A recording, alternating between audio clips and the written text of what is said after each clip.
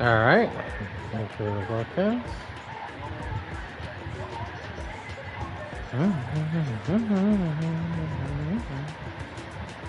Let's go to. Oh shit!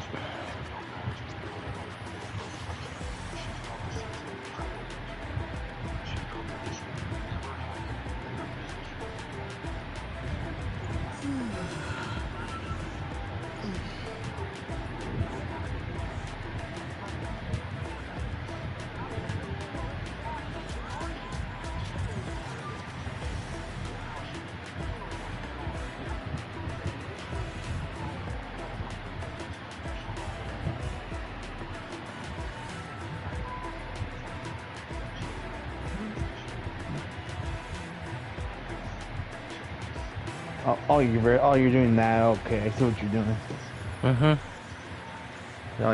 So you're barely doing it. Gotcha. I was gonna do it today, but I got I got too focused on that again. I thought you were gonna do it. I thought you were gonna do it after you finished the Archon story. That's what I thought you were gonna do. No, I did the Archon story. I already finished the Archon story.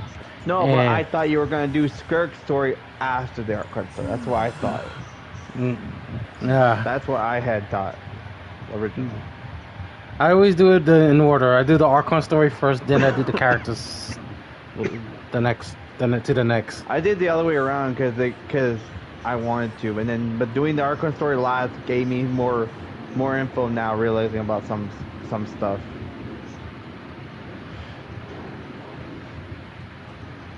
Where's my? Oh, yes, right here. What am I using this? Pasted. Dansley's student. Yeah, isn't. I already know. I did the story. Could you heard me mention about it? I did it. I did the Archon story first, and I already knew who he was. But for me, since I forgot the name of Skirk's master's name, that's when I did it. That's what I remember. Because since I did Skirk's story. And then when she mentioned about it, and then I did the Archon quest, hearing Dansley mentioning it, I'm like, oh, okay, so this is all connected now. Been connected since the very beginning, but anyway, let me do something. Yeah, but I didn't know, because sometimes I don't usually focus along on most of the lore unless I wanted to. Yeah, give me a minute. Oh boy. Hey everyone, ATM 77 Alicia, welcome to a live stream of Genshin Impact. Before we do anything, let me let you guys know I am going to be streaming another one, but it's not going to be in Genshin. It's a little fun game that I want to play it. It's kind of crazy. I think y'all seen this a couple years ago when so many people have streamed this game. So you probably know this already. It's basically a Power World. So yeah, but right now it's this right now. We are doing Skirk story. We haven't done it because I just want to focus on this. Now, I was supposed to stream it yesterday, but I got too distracted and I just said, fuck it, I'll do it today. I'll do it today here. Let's do it. Whoa!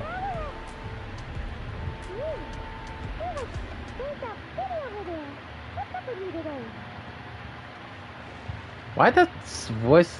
You feeling okay? Okay. We've been traveling all over lately, so maybe you've come down with something.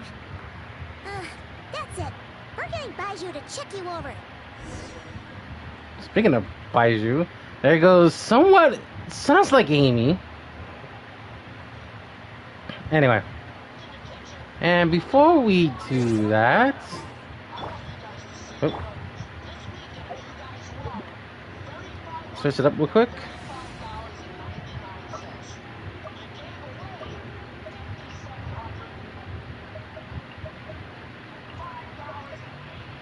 Oh, no. I'll only demonstrate this once.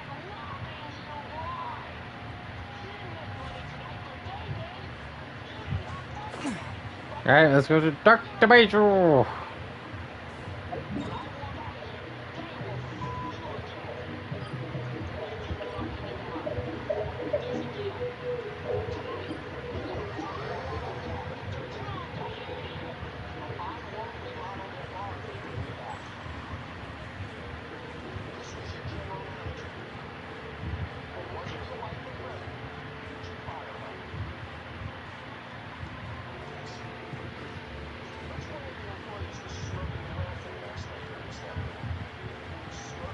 Rest assured that she's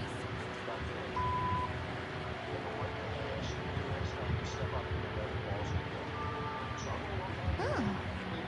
Baiju isn't in his shop. Oh, you're looking for Dr. Baiju. He's resting today, but he said to send any patients to the back room. Ah, okay. Thanks. We'll head on through. Thank you.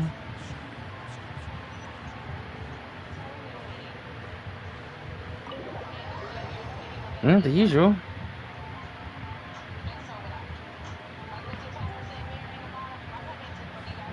Ah, looks like we have a special guest. Traveler, Paimon, welcome. What can I do for you? It's the Traveler. He looks absolutely beat these days. He has these huge dark circles around his eyes, like he hasn't slept a wink. And he keeps spacing out. You have to call his name several times before he snaps out of it. What do you think it is? Is he sick? Oh, the Traveler being sickness. Find it. I guess it could. I'm not sure. Very peculiar. In all the time we've been acquainted, this is the first time you've come to me with a health complaint. Come, let me take a look at you.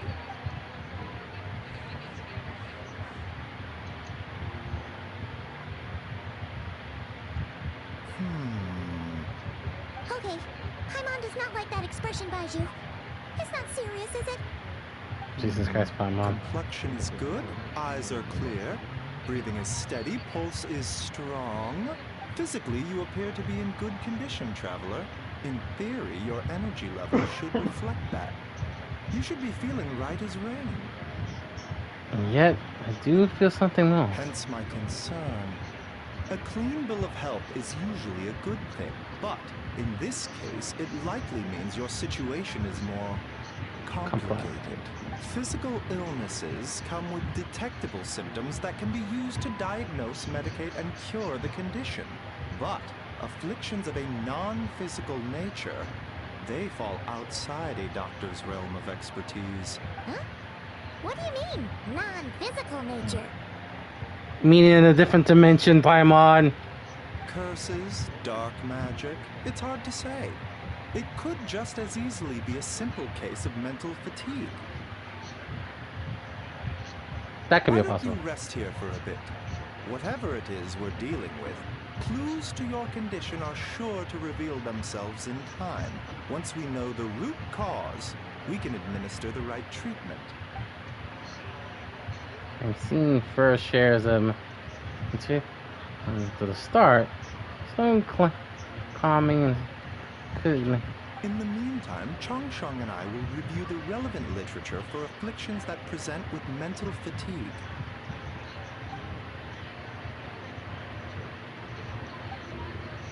Okay. Oh, must be a rare condition if not even Baiju and Changsheng have seen it before. Well, all we can do is take their advice. You look like you're about to collapse anyway. Just get some rest. Paimon will be right here by your side. Fingers crossed you'll be all better when you wake up. Whisper the Star Night. Let's do it. See what we can. This is a file. Oh, it's that whale thing.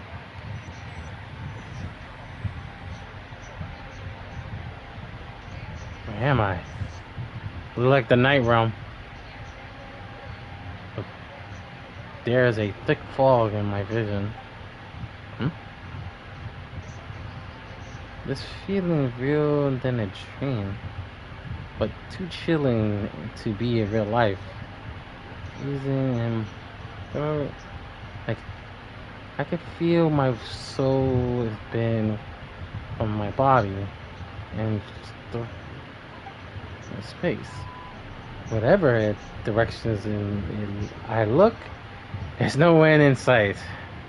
Worse than that, I think there's something in the fog following me like a shadow.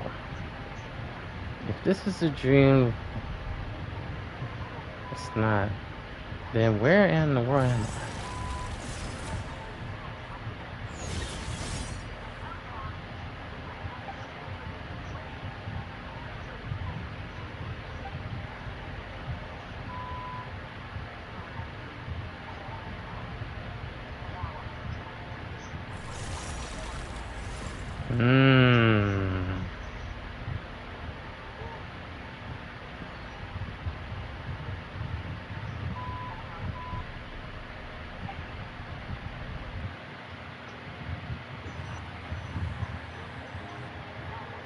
Traveler!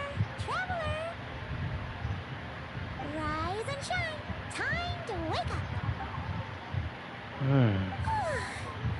For once, you're making Paimon look like an early riser. It's already afternoon. Hopefully all that sleep did you some good. Feeling any better? I need you to check if there's a cut on my back. Cut? What? Did you scratch yourself in your sleep? Alright, let Paimon take a look.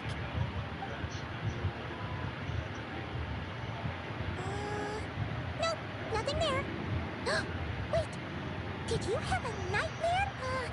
Okay, don't panic. Jesus. Okay, fine, man. That's not helping.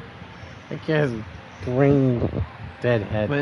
But in general, though, her voice sounds a bit better than when Karina used to be. This sounds like right? Amy Rose. It still sounds the same, but this one sounds more like Amy Rose. Oh my gosh, you really had to say that comparison, Yes, bro? yes, it is. Come on.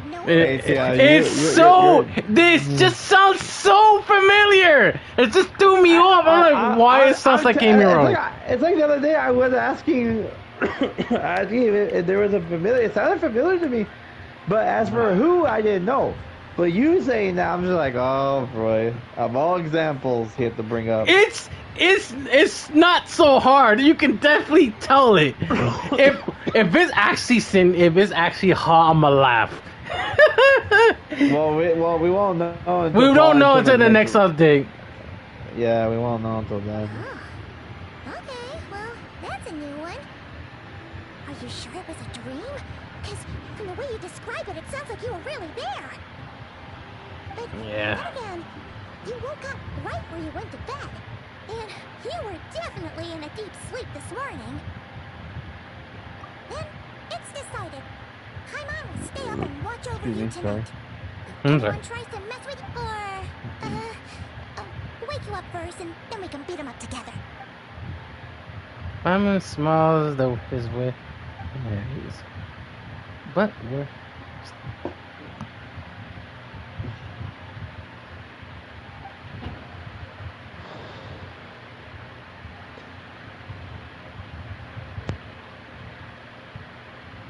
Something is missing. Did you just say something? You hear that too. The flesh remains whole, but the soul is incomplete. Left unresolved, the mind will wither away along with it. What the? Wait. Genshin VA's fired. Now they're begging for their jobs back. Oh my gosh. What are you doing here? The last time we saw you was at the Primordial Sea in Fontaine, right? But then you left and never learned where you went after that. Child's been looking everywhere for you, by the way. What brings you to Wanmin Restaurant of all places? You came here looking for us? And were you the one behind? Tell me, what is it that you saw? Tight-lipped, huh? I suppose that's fair. You, I'll take a glass of wine. Hmm? Oh, of course. Coming right up. We make this one in... Chef Mao, I'll take a grilled tigerfish over here. Coming right up. If I knew we'd be this busy, I would have approved Shenhe's vacation. At the end of the day, what happens to you is of little consequence to me. I'm not here to try and win you over. Trust me or not, the choice is yours. If you want my help, now's the time to speak up. You have until I finish my drink. I was investigating an abyssal disturbance in the area and happened to notice you. Part of your soul is damaged, and the wound bears traces of abyssal corrosion. Need I say more? Neither of those things sound good.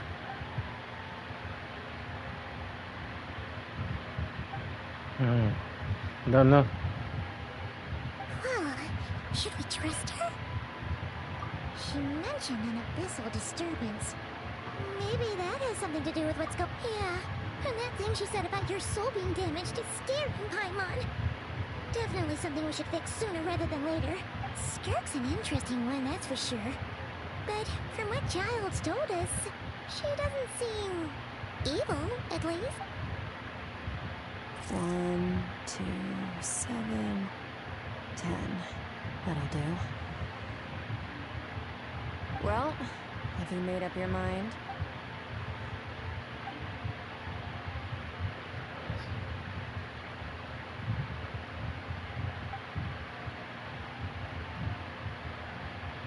So that's all we know, Miss Skirk. Ma'am. So, you can disperse the fog. I understand. Come find me in the Gwaylee Plains when you're done here. Oh, and I left cash for the drink on the table. Settle the bill for me, will you? Oh, okay. Huh? She disappeared.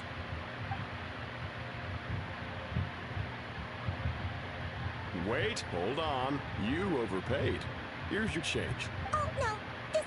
I did... We didn't. It was that late. You sure? What? Disappeared and rib. Dish chef Mao, some kind of Seeing things? Wait, so neither of you... Oh. Yep. Coming. Okay, what was going on there?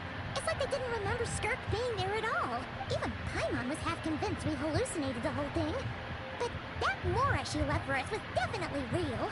Oh, this whole situation is giving Paimon the creeps. But anyway, she told us to head to the Gwaylee Plains, right? Let's not keep her waiting. I have to skip all that shit. That was annoying.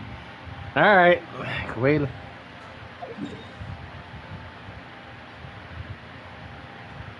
Ooh, out of all places. We haven't been here for a long time.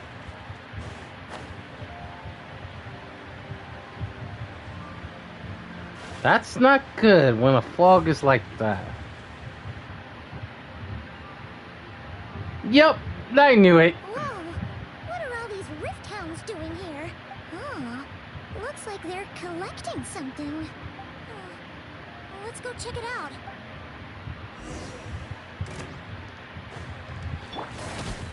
Of course you wouldn't do that.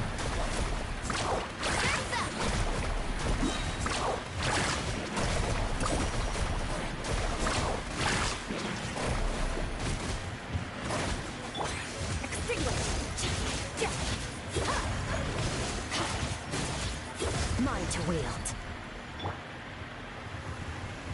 So, this is what they were collecting. God remains. Yeah. What is going on here? From the moment they are born, all beings with great power have an impact on this world. Even if their body is sundered and their soul extinguished, their influence remains. Gods are the most common example of that. The remnants of gods who fell thousands of years ago remain buried deep within the earth, carrying within them a warped will and a dark curse. Together, these remnants form what you call God remains. And it appears that some of those sealed here were dug up and removed. There are traces left, but they're fading fast. Ugh. What are you doing? Nothing.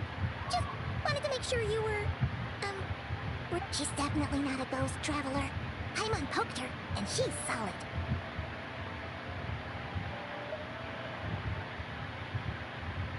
Your life hangs in the balance, and that's what... It was just a trick to avoid being perceived. If someone notices me, those memories are erased. Simple as that. Unlike you, I have no desire to establish a connection with the world. The weak and the lowly have no right to remember me. They're lucky they only have a few missing memories to show for it. Now, can we please get back on track? Okay. Right. The god remains. So basically, there's now less of them here than there used to be, right? Isn't that a good thing? In our experience, god remains are 100% bad news. A lot of terrible things have happened because of them. Maybe it's a good thing by human standards. But power doesn't come from nothing. And it doesn't just disappear for no reason. The remains aren't just gone. They were taken. Very clever, Traveler. You aren't the only one who had something taken from you. There are victims like you everywhere. The only difference being, you can speak, and the remains cannot. So it went unnoticed. Something similar happened in Sumeru. Within the span of one night, countless consecrated beasts were slaughtered, and a large amount of the god remains buried in the desert went missing. Of course, god remains are just one of the targets. The culprit is chipping away at sources of power all over this world, including the Stella Fortuna above. Wait, you mean the stars? 42 of them have died out in the past few months alone. In Conria, people believed that powerful individuals have corresponding Stella Fortuna. Even should that individual fall, their Stella Fortuna would not disappear, but gradually evolve into a new constellation. Yet now, stars are disappearing from the skies entirely, and it's not hard to deduce what's happening to the power they contain. Something has been leeching power from this world, like a parasite steals nutrients from a host. And now, it's no longer satisfied with the remains of the dead. It wants you. This time, it only took a fragment of your soul. But next time, there's no telling how far it could go. Why me? No one knows. All I know for certain is this. Getting back what you lost will not be easy. Considering how much power this entity has stolen, it must be a god-level being by now at least. But that's not the real concern. Souls are fragile things, and yours could easily be crushed if you go up against it. So We're going to help each other. You are my ticket to uncovering this thing's true identity. well, great! You seem super strong and... Don't get all mushy on me. All I'm doing is helping you get back to normal after a sudden crisis. And I should warn you, getting mixed up with me can have unforeseen consequences. We're on very different journeys. You don't want to be in my debt, trust me. You help me uncover the truth behind this entity, and I'll help you recover what you lost. This is a transaction, that's all. You would do well to remember that. Yeesh! You'd think she'd be a little friendlier since she's agreed to help us. But nope, she's just like when we met her in the primordial sea. So cool. But whatever. If that's how it's gonna be, then she doesn't deserve our friendship. Anyway, the important thing is that we get that piece of your soul back. So, let's follow her and see what sort of plan she's got.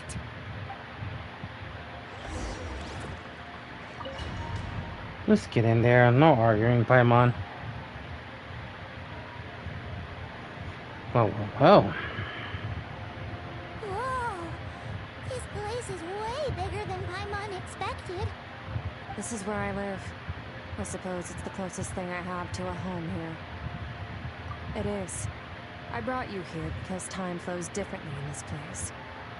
I don't know how much Ajax has told you, but when he fell into this space, I mentored him for 3 months. In that time, only 3 days passed in the outside world. Ajax. Oh, right! That's Child's real name! Yeah, Paimon remembers him mentioning something like that. So, a month here is equivalent to 1 day in the outside world? That should mean we're safe from that power. Yes, well, I didn't bring you here just to show you around. In the outside world, a traveler could be attacked at any moment. But coming here has bought us quite a bit of time. Now, we just need to figure out how to investigate that place you saw. The one full of fog. Both your description and the abyssal disturbance I felt point to that space having some connection to the abyss. It could even be a domain similar to this one. The thief who stole that fragment of your soul is hiding there. But the Abyss is a chaotic and turbulent place. If we want to pinpoint their location, we need to see what that space looks like without the fog. Abyssal power can grant a special form of sight. Have you ever wielded abyssal power before? Not that I'm aware of. Okay. Do you plan to learn? Okay. I don't know, I'll against your Tracks. head. All the information you have suggests the Abyss is something sinister, and that abyssal power is a wild and dangerous force that always spells disaster. And you're saying that's not true? Depends on your perspective. Floods and hurricanes take countless lives too. But if one day you gain the power to control them, what was once a calamity is now just another tool in your arsenal. I'll respect your opinion though. Just means we have to turn to the second best option. A little abyss crystal that contains my power. Wear it on your head, and we'll be able to perform dream mirroring when we fall asleep. Dream mirroring? It means experiencing whatever the other person is dreaming. Everything they see, think, and feel. Since you haven't studied the art of using abyssal power, and have no plans to jump in the deep end right now, I'll have to do the investigating for you, with dream mirroring. Every time you slip into a deep sleep, I'll see with my own eyes whatever scene plays out in your mind. Oh, you make it sound so simple. Tough to say. This is an unprecedented situation for both of us. Even assuming we do manage to find where this entity is hiding, like I said, getting your soul fragment back won't be easy. To play it safe, I need to give you some special training first. Wait, you're gonna... Does that mean... the next time we see Child, we have to treat him like our senior? Do as you want. You're already a pretty good fighter. All I'm planning to do is build on your current skills, and train you for the specific scenarios that I think we might face. But that's enough talk. If you're ready to do this, then come with me. Time might be more lenient here, but that's no excuse to waste it. Oh, she moves fast. Paimon can hardly keep up with her. So, special training, huh? Kind of a rare opportunity. Last time something like this happened was probably anti-Raiden Shogun training, right? Oh, feels like a lifetime ago. Skirk seems pretty strong too, though. You remember how she said that the all-devouring narwhal was just her master's pet? Maybe we really will learn something here. Let's just go, Paimon. Let's talk.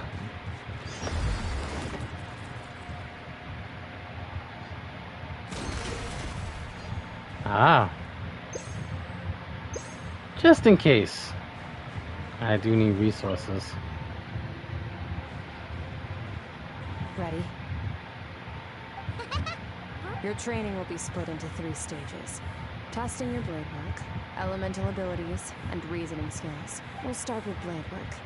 You're no rookie in this area, so I won't bore you with the basics. During your long journey, you've no doubt sparred with a lot of talented sword fighters.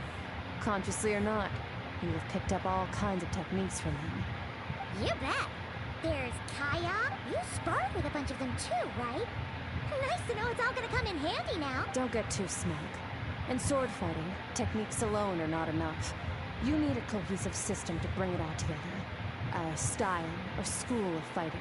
To use the human body as an analogy, your style is your skeleton, the foundation, the framework. Techniques are the muscles and other flesh attached to the bones. This is where your strength comes from. Improving your sword fighting is like growing that body. If your frame got bigger and taller, but you didn't add any muscle mass, you'd be weak and flimsy. Then again, if you packed on pounds of flesh without a big enough frame to support it, you'd end up with... You need to do some introspection. Take a good, hard look at your past experiences, and figure out which parts of what you've learned are just techniques, and which parts can be used to form your own system of blade work. Only then will you get the full utility out of all your thoughts and observations along the way. Only then will every strike you deliver make perfect sense. Wait, is that it? Paimon thought you were gonna teach him some cool... One day, you'll reach a new level of power where you realize that even that's as basic a trick as any other.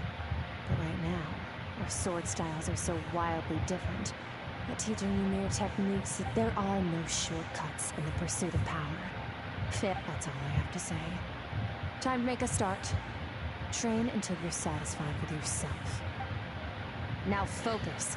Destroy the crystal columns as swiftly as you can.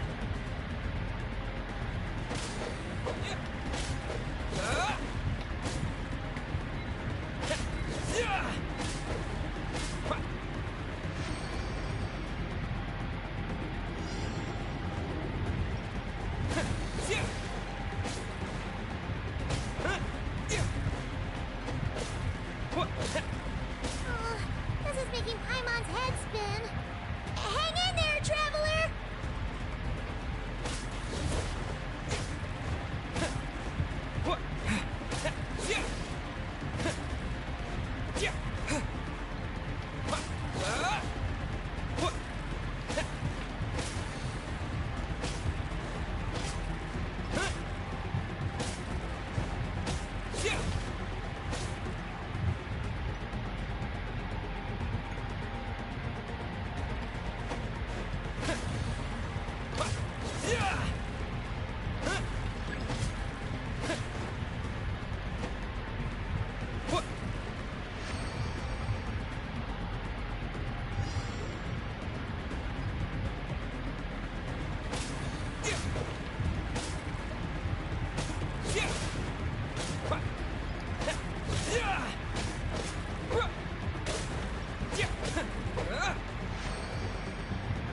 Stay calm.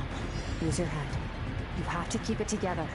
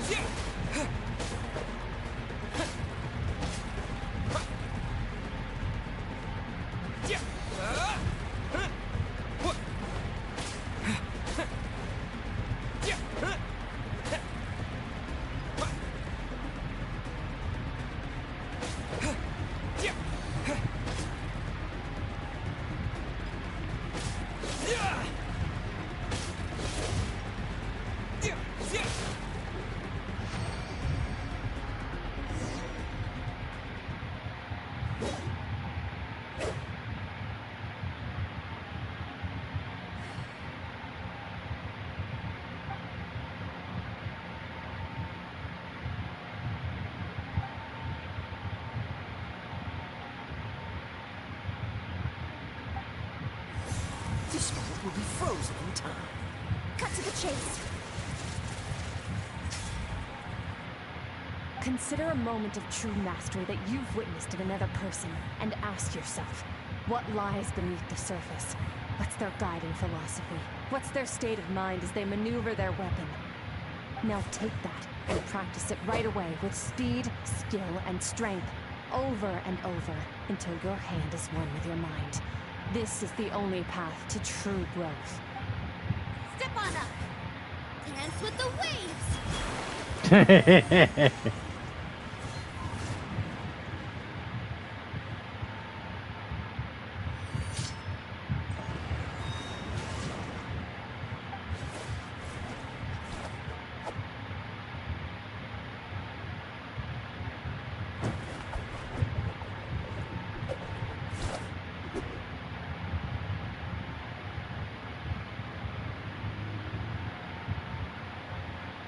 If you start to tire, empty your mind, but do not stop.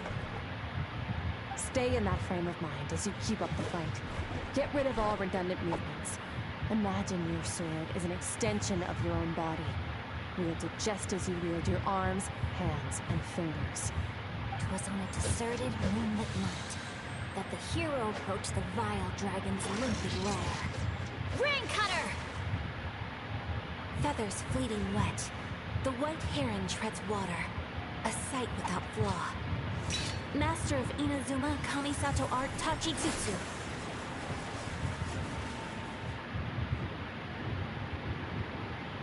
It's like a hyperbolic time chamber. Jesus Christ, this is like a hyperbolic time chamber.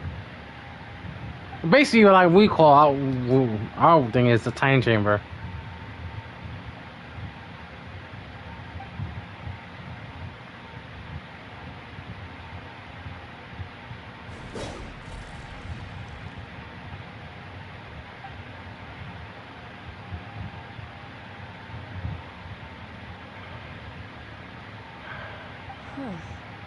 Looks like you've made some real progress. That concludes your training session. Awesome! Paimon knew you could do it! How do you feel?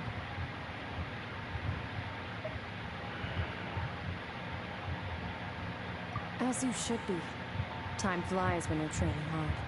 You've actually been going for several days now with no rest. Yeah.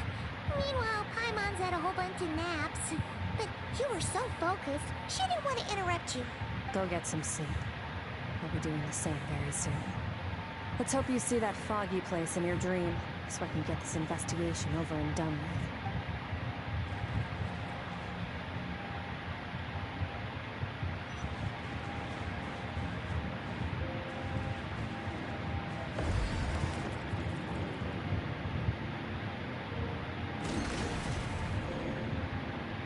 What the?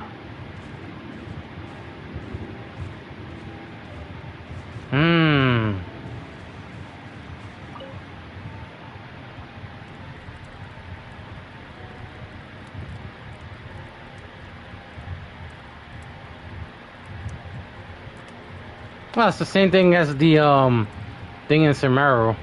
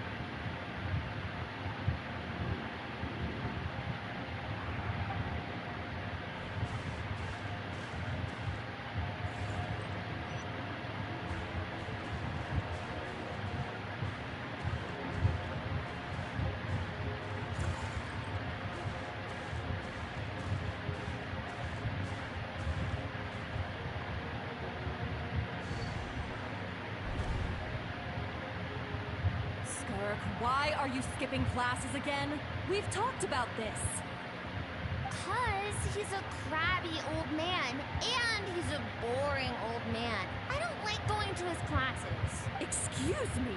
You shouldn't talk about your teacher like that. It's very disrespectful. All right, let's not get into a big fight about this. Skirk's learned what she needs. There's no point forcing her to sit through more classes if she doesn't want to be there. But I'd still love to hear about what you got up to yesterday. Why don't you tell your... I went diving, and I saw this huge fish. I never knew they could get that big. It looked kind of dumb, though, with that stupid big fat head. It tried to shake its fin, but it just spat water at me. Oh, and today, I'm gonna go to that prairie up north. There's supposed to be this giant bird there that can spit fire. I bet if I climbed on its back, it could fly me all the way to the stars. Then I suppose your old dad should get one as a pet too. Otherwise, how are you gonna hear me call you for dinner up there in the stars? When it's time to eat, I'll come back on my own, silly. Anyway, gotta go. Bye, Mom. Bye, Dad. Wait! Put on a coat at least. You'll catch a cold. I'm talking happened to you, young lady? You spoil that child, you know. Ever since that merchant ship arrived, she practically lives outside. Always going on about exploring the beyond one day, whatever that means. Ah, let the kid do what makes her happy. Besides, we both know you're all bark and no bite. Come on, our little adventurer's gonna be hungry when she gets back. Let's get started on dinner. That's kind of fuck up. I'm out.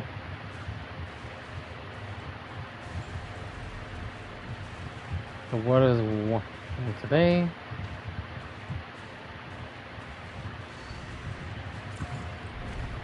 The stars shimmer high above. But what lies beyond the stars?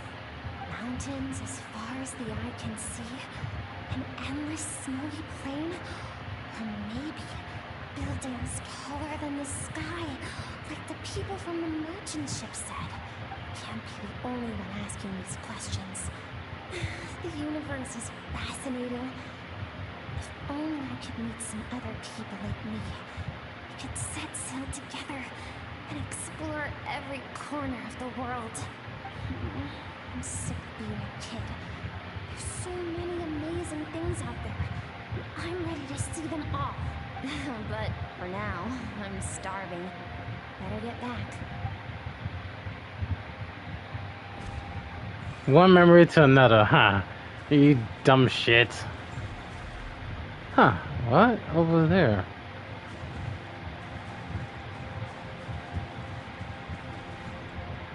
Something going on.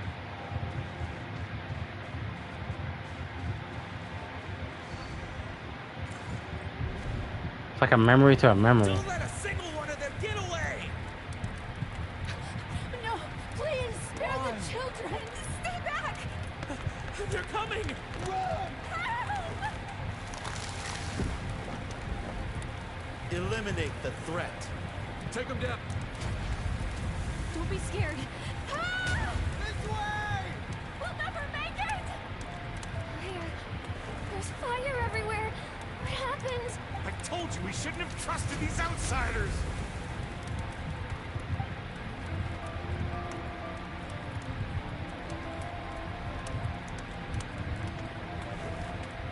Why are you doing this? What did we do to deserve this? We welcomed you with our finest food and drink. Showed you the best our home. Run! Save yourselves! Captain, Zone 3 is clear and we have Zone 2 surrounded. Begin extermination. Remember the orders from upper command. No one is to be left alive. Rest assured, sir. We have enough munitions to annihilate these savages and burn their entire civilization to the ground. Good. The only ones who put up a real fight are that man and his wife, correct? What's their status? We shot the man in the ankles and the wife broke her wrist attempting to fight back. They won't be doing much more fighting. They're holed up in their home for now, but they won't last long. To prevent them from making some kind of last stand, we're planning to clear out the other zones first so we can send a bigger squadron to surround them. Well, well. Turns out some of these beasts do know how to use their claws. Now the threat these savages pose will be undeniable. Let them cling to what's left of their lives for a little longer. Once the other zones are cleared, I'll cut off their heads myself.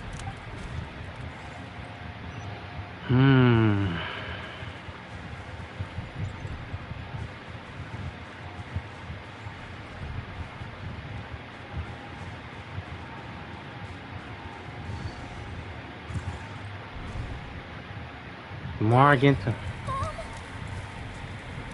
Skirk, you're all right. Thank heavens. I'm so happy to see you, sweet girl. But you need to go. It isn't safe here. They'll be back any second. What happened? You're bleeding a lot. This is the place. Alert all units. Prepare to surround. Run, Skirk. Run as far away as you can. Don't trust anyone. Your dad and I, we're not afraid to stare death in the face, but we need you to survive. My clever girl, so curious. You're already so brave. I know you're going to grow up to be such a positive light in this world. Whenever you miss us, just play this song. Remember, life is a gift. Don't let darkness claim it. Break down the door! Look what we have here. A savage that can plug a tune. Well, the show's over.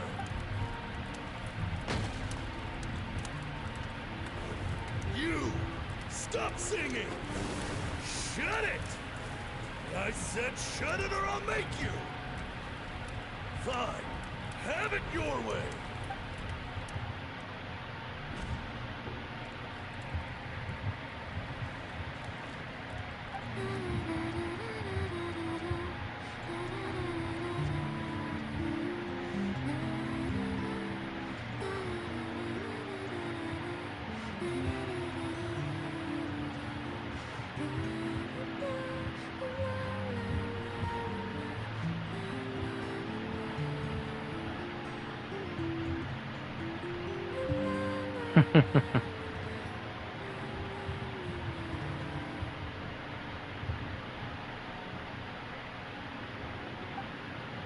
Oh, you're awake?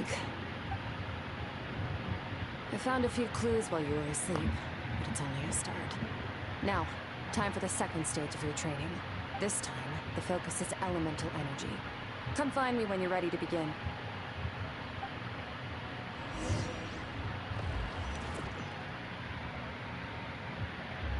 Okay. Basically, the elements. Man, staying in the abyss feels so surreal, don't you think?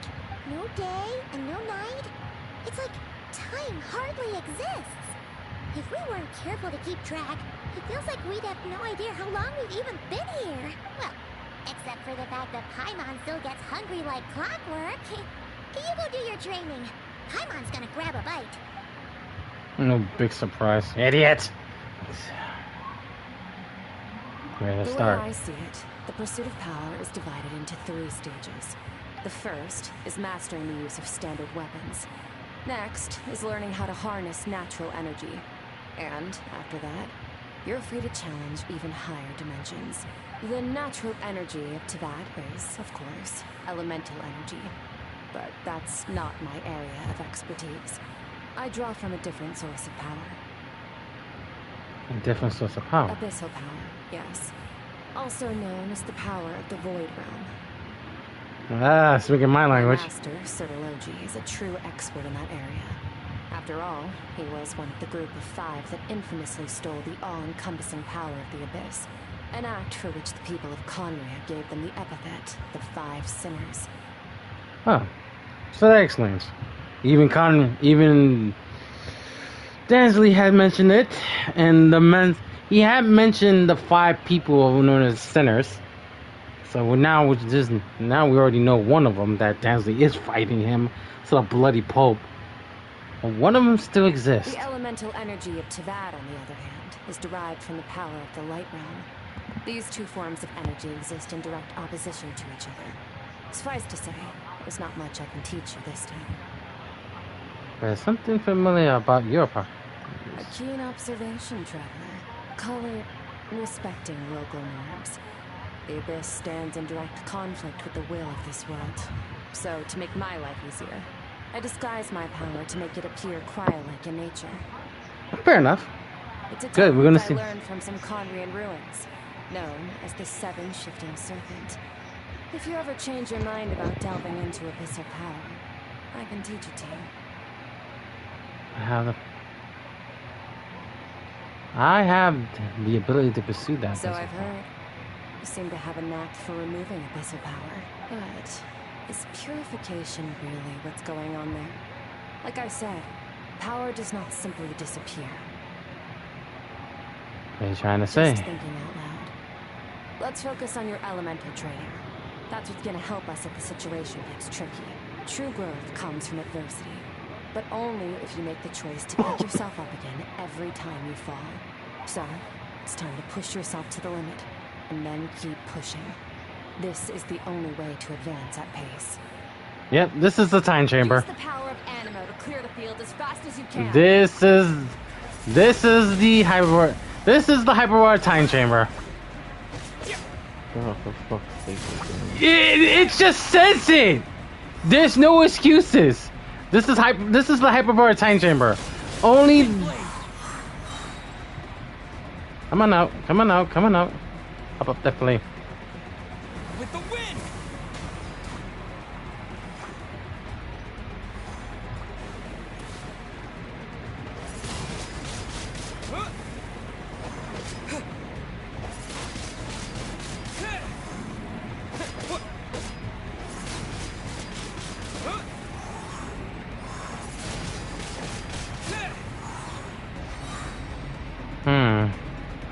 Observe your surroundings. Look for things you can use to tilt the scales of success in your favor.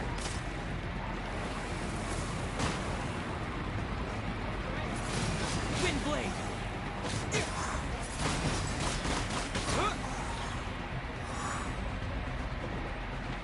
No. Wind blade. Disappear.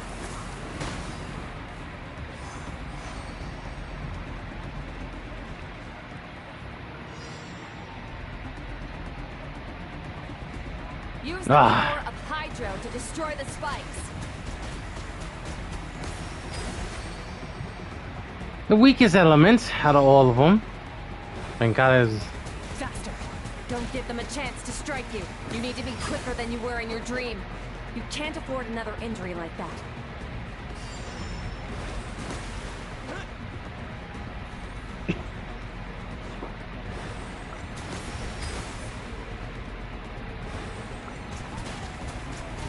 Go.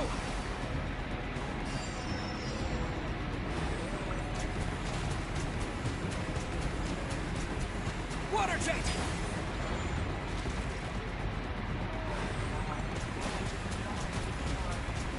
Water jet.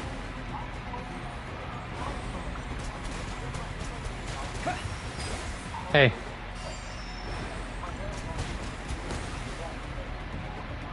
Bawah.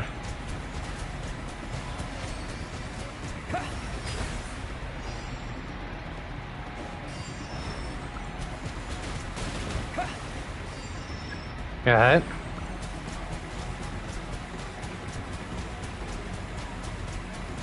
Water jet.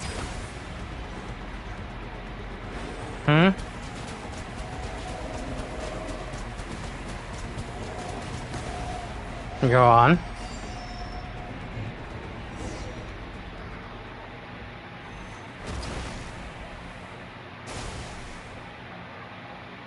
Shangli? Be more descriptive. Understand what makes you special. Like, describe The it. ability to wield elemental energy without a vision and switch between the elements at will.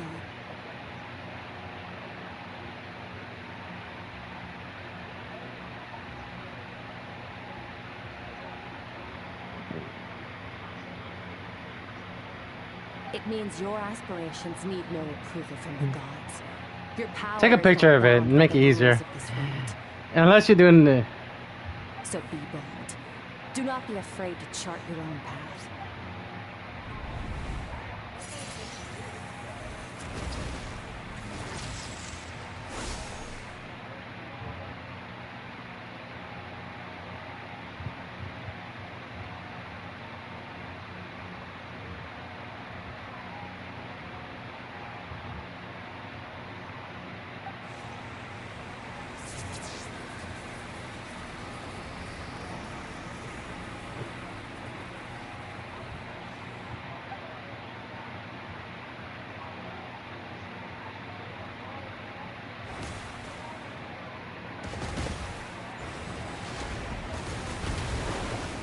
Very good. It seems you've reached a deeper level of connection with the elements. Long enough for you to lose yourself in your training, which is a good sign. Relentless practice with the elements has drained all your strength, but it's also what allowed you to make progress. Get some rest. When you wake up, we'll proceed to the final stage of your training.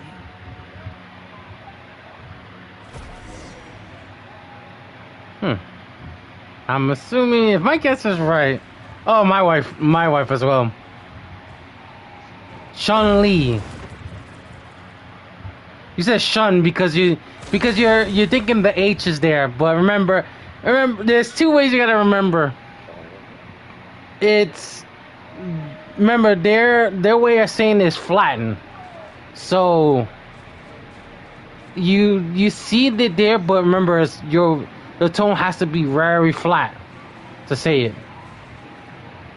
So I'm like the only one who knows how to do that because it took me a while to do other characters to do it.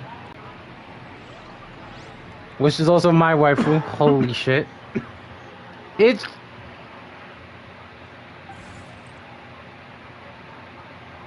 No, he was more of that woman with the fucking umbrella who is DFC at the group.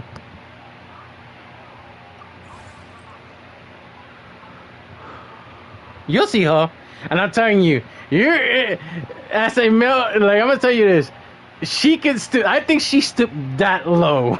Like this girl is beyond the level. If you seen the trailer, I think you would have died. Oh, you want to see it? Okay, I'm gonna tell you this right now. That trailer is dangerous. I gotta stream it. I gotta stream that shit. It's not Calathea. She go by a name of not Carlotta, which that's another girl. Jason. Okay, not the self. Thank you, idea. Trailer. Okay, give me a minute, guys. Let's see.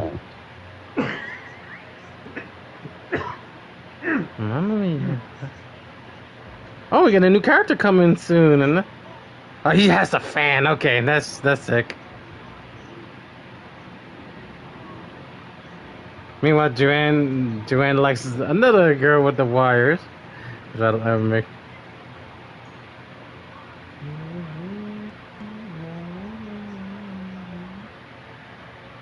And there goes Phoebe.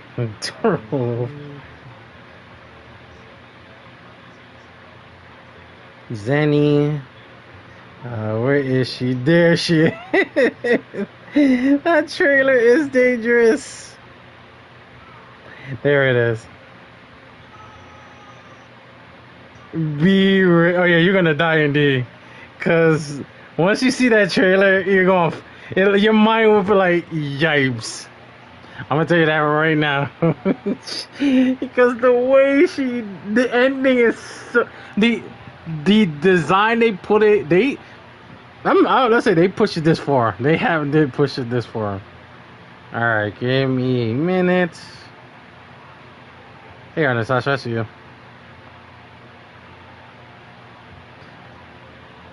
I shut up, brain. Shut up, brain.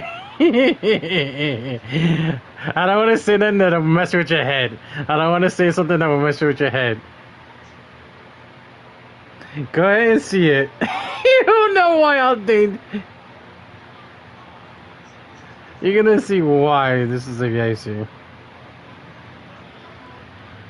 Alright.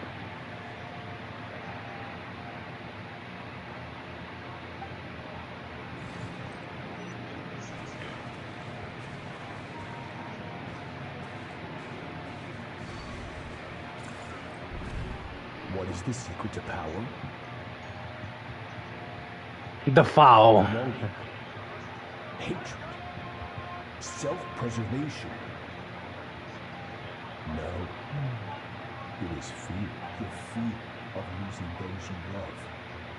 The fear of watching your home burn. Fear of loneliness. Fear of death. Fear is the source of evolution. It forces humanity to adapt to their environment and overcome hardship. It is in the process of prevailing over our fears that we surpassed first ourselves. You okay?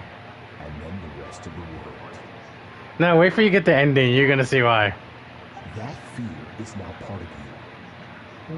It calls on you to evolve. And it is time to answer. Hmm.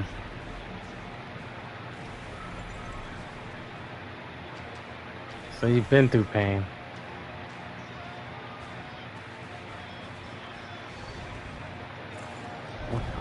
Any minute spent missing home is a minute wasted. Practice your sword work instead.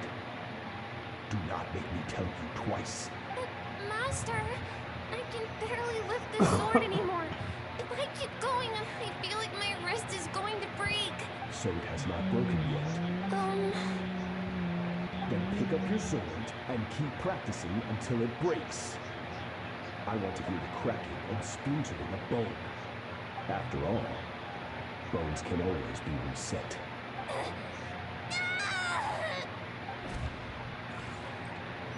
So you've been through hell, huh?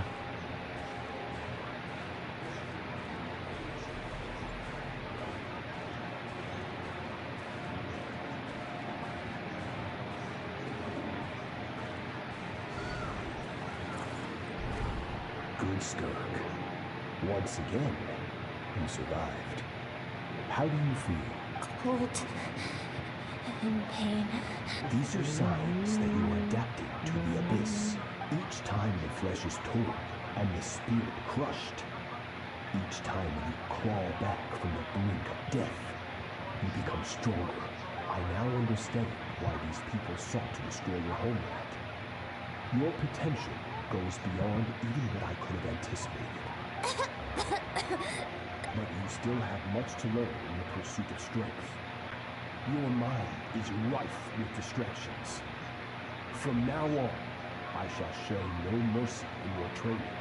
You must learn to shut out all the pointless emotion, crush the self that makes you weak, and become master over your physical form. Get up, Skirk. Wipe the blood off your face. Cut away the rotten parts of your flesh.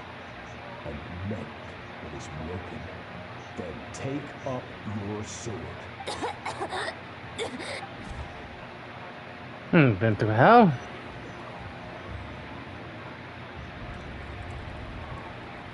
Game's up.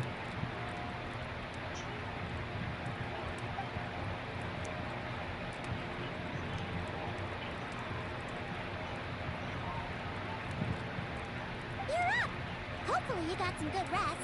Skirk said to tell you that she's ready to start the final stage of your training whenever you are.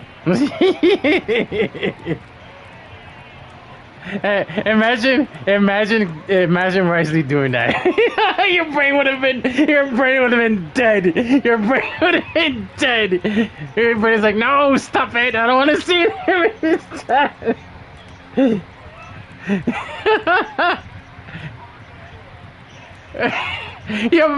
Your mind would have been dead.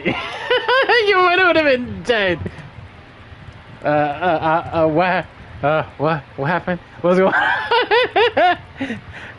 You know what's funny? My buddy was telling me, imagine the perfume lady did it. I said, nope, we all gone. We all gone. The way she says it sounds so wrong, but it's a good thing. She makes it worse. But the way, ooh, you died immediately. It'd be like Joanne, I go die. I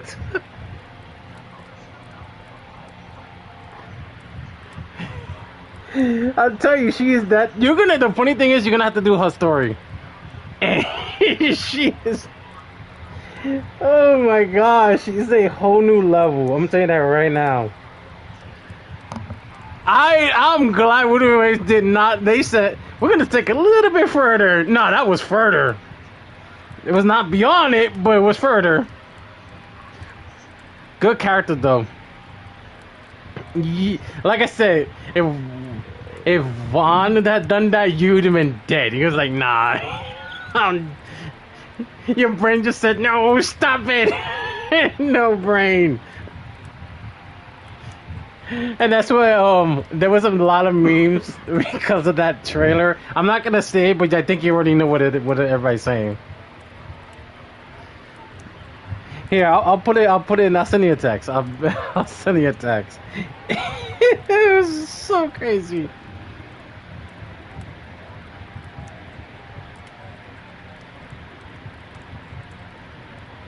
Hey, Natasha. By the way, Joanne, I show her the character that she's gonna have to meet. Nah, it's in the text, but everybody's saying.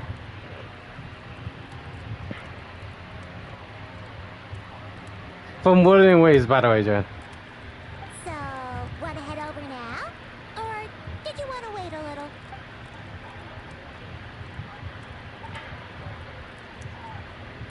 little? You okay?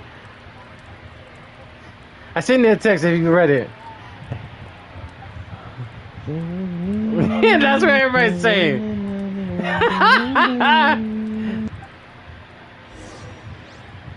No, she haven't come back. She felt it. She felt it. You sent her. Do you want it? I think you already seen it. Just show me. I haven't went far.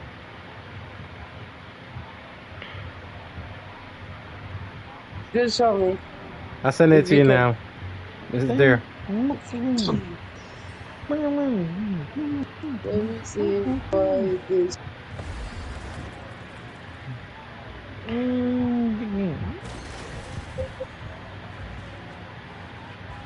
Oh, speaking of that, before we start, Is that the one? yeah, it's that one. It's that one, Duran. Which one? For Wuthering Waves. Let me check the group chat. No, it's not in the group chat. It's I'll have to send you. Which character? The one who has the umbrella from Renacita.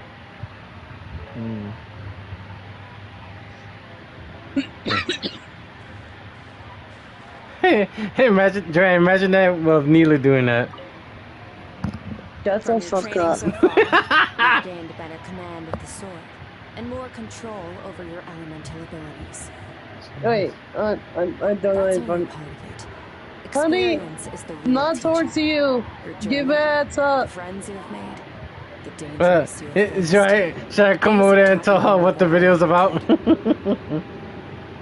We are not in the server call. Okay. Give a heads up. Well, send it to her if she wants to know. Focus on how you react under pressure. You must be able to think rationally, even in unpredictable combat situations. Simulate this. I'm going to attack, and you're going to block. Ready?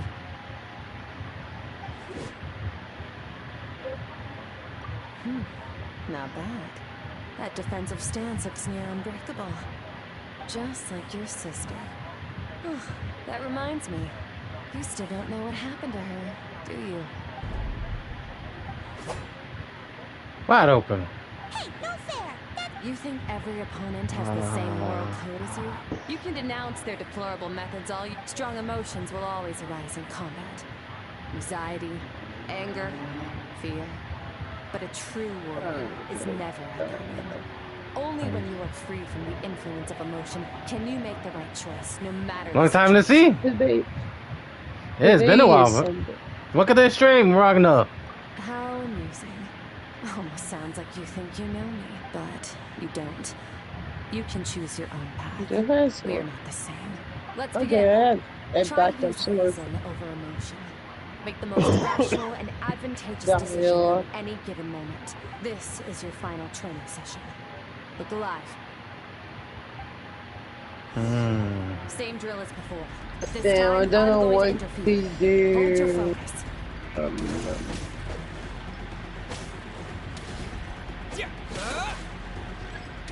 I have like characters, and most of them are built.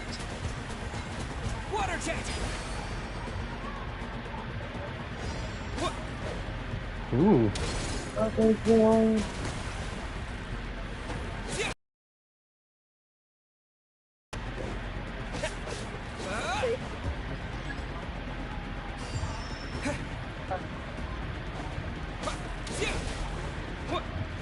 Oh.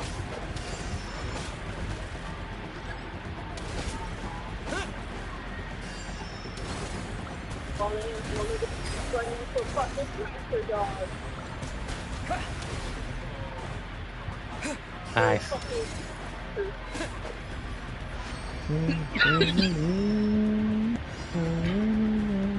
No one fuck it.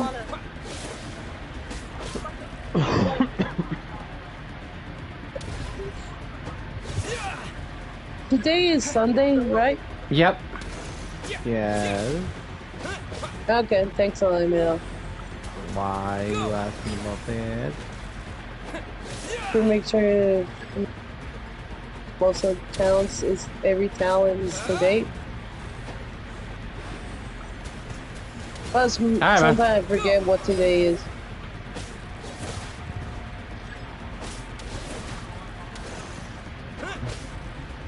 Not sure. Not bad. Better than I expected.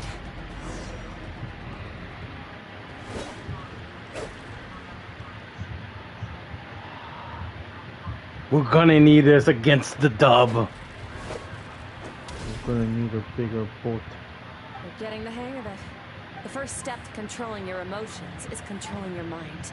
You want a unified trait of that. It all comes down to focus.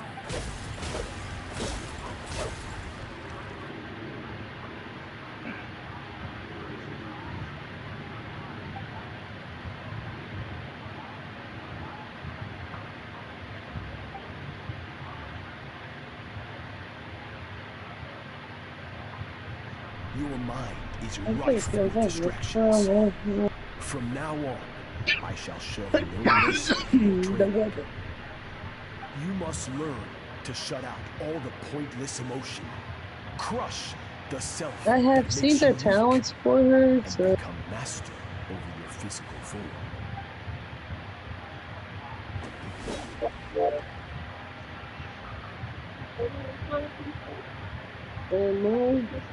the right things. Stop. Let's pause here. One look, and I can tell your mind has wandered. That's to be expected. There's a limit to how long a human being can concentrate on one thing. Staying calm and focused sounds simple in theory, but in practice, it's more demanding than sword work or elemental ability.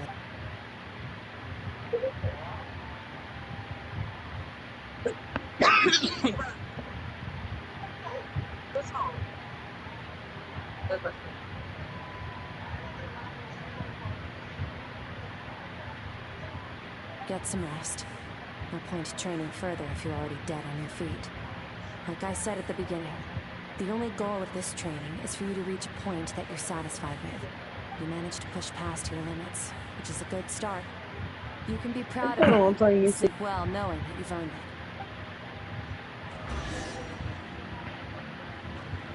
No, speaking of that. Warriors will train day and night to perfect their skills. But when the battle comes, their fate may be decided in a matter of minutes. One mistake, one moment of hesitation. And just like that, all their blood, sweat, and tears were for nothing. You need to push yourself to perfection, or you might not even live to regret it. That's called a warrior mentality.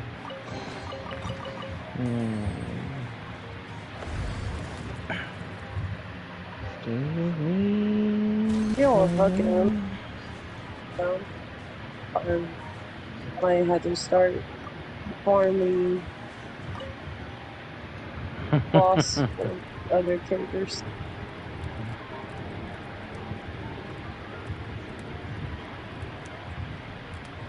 Boom, ba boy, ba ba boom, ba ba boy. Looks like it's I pathfinding. aced it, yes I did. I aced it, yes indeed I did.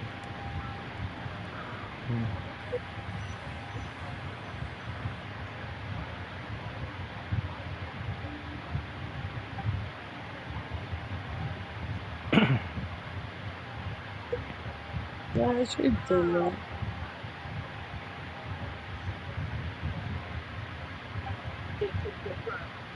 Yes, we can. Take a special training. Take a look around. Skirk is amazing. She faced down that terrifying giant and cut its head clean off. She got hurt though, didn't she? I heard it was pretty bad. Yeah, well, that's a given. But the moment she was on the mend, she got right back to practicing her sword work. I heard Master suffered a grave injury once too. Lost an arm and a leg and still came back stronger than ever. Skirk's becoming more like him by the day. Incredible. I wonder if I'll ever reach their level.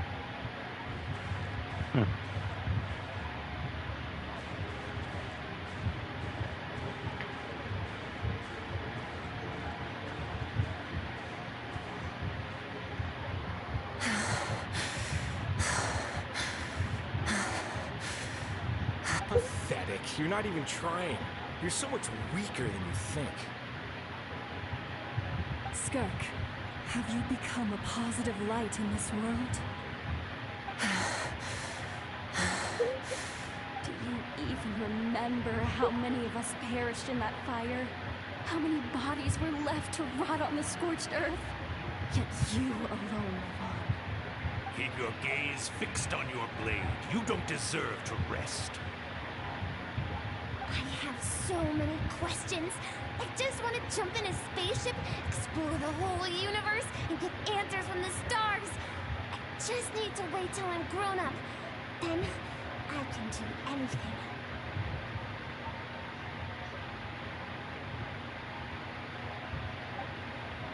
Now, you must bid farewell to who you were in the past and become someone stronger. Run, Skirk, run! Only death awaits us here. Keep running, and don't ever look back.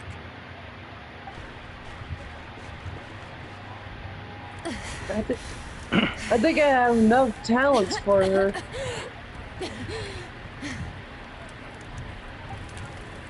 Yeah, that's a lot of talents.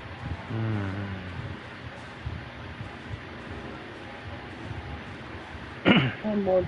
Oh, shit. Let's see here.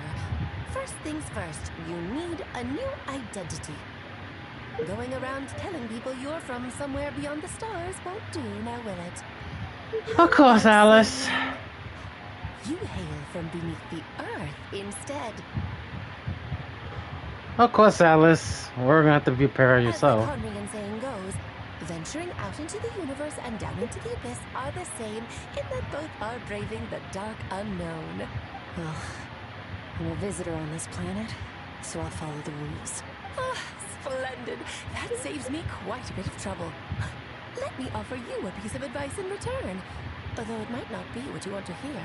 I know the pursuit of strength is important to you, but taking a moment for yourself every once in a while is never a bad idea. Ignore her existence for too long, and there will come a day when you can no longer hear her voice. No big surprise for coming from Alice.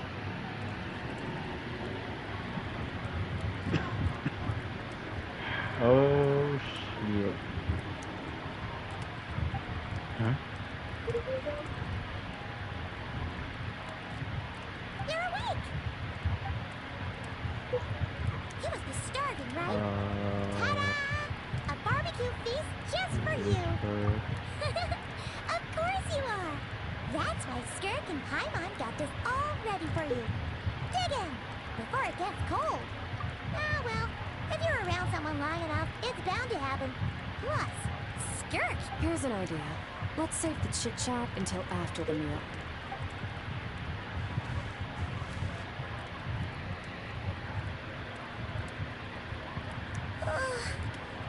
So full. Okay. It's Paimon's turn to sleep now. Wake her up when it's time to go.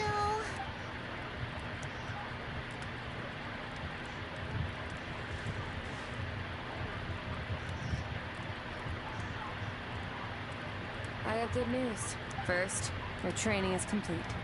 You have what it takes to wield immense power. Now it's just a matter of putting it into practice. Continue to learn from your journey and hone your skills against formidable opponents. Second, I've located the culprit we've been searching for. Next, just need to retrieve the missing part of your soul, and our business will be concluded. That's fascinating. When Ajax trained with me, he once told me he was bursting with questions. So I allowed him to ask me 3 of them before he left. You and I may never meet again, Traveler. So if there's anything you want to ask me, now's your opportunity. Take it. Okay, not the angle I was expecting. What makes you ask that? I'm sorry that I didn't tell you this earlier, but while we were in a dream, mirroring, I think I saw your memory. This is the first time Skirk break. I knew that was a possible side effect. Closed off my mind to you for that exact reason. Even with the dream mirroring, I should have seen nothing but endless darkness. So, Skirk didn't share thoughts, those memories with me. Perhaps, in fact, she's trying her best to keep them from me. Wait, speaking of endless darkness, on my first time there, that was all I saw until a strange creature appeared. Must have been a flaw in my execution. I shouldn't be too surprised. Due to some recent circumstances, my self-control has been lacking as of late. Since you've seen what you've seen, there's no reason to hide the truth. All I ask is that you keep it a secret. No, I'm not from Teyvat. I'm from a different planet. And there was a time when I journeyed through the stars. Not like you in some ways. Like me? Do you mean... No, we're different in that respect. You're influencing the fate of this world to go between worlds and sent me here. But this is not my home. And one day, I'll return to the vast unknown of space. So, there you have it.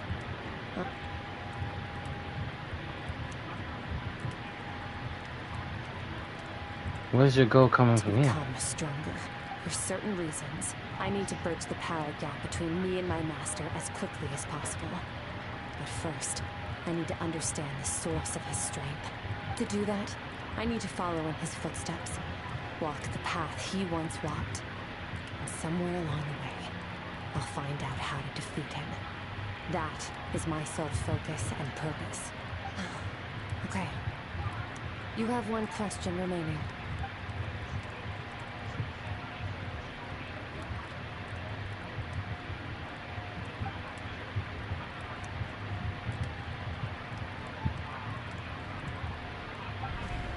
You make it sound so easy.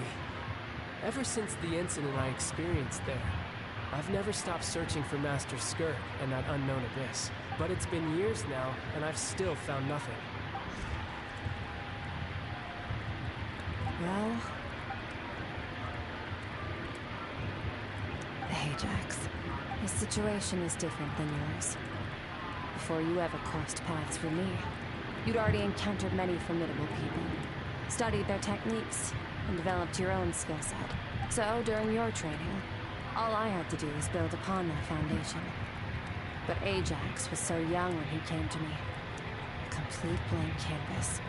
Children can't help but imitate their role models.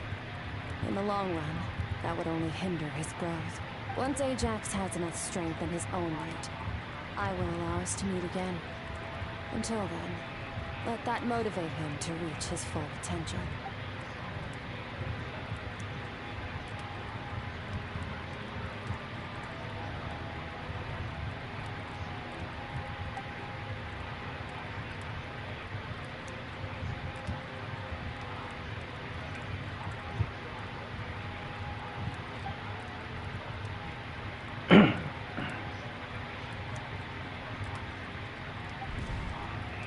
Unlike you, I have no desire to establish a connection with the world.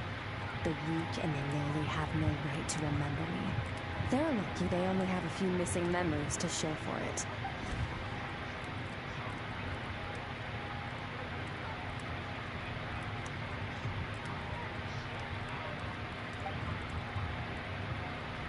I doubt she'd give me a straight answer.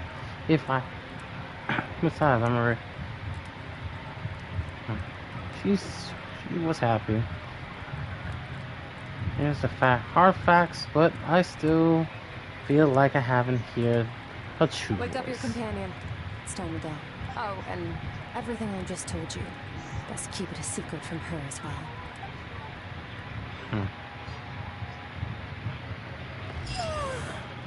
Time to go. Oh, finally. Where are we headed? Just follow me. I'll open an abyssal rift close to the culprit's location. It'll take us to where he's hiding. Okay.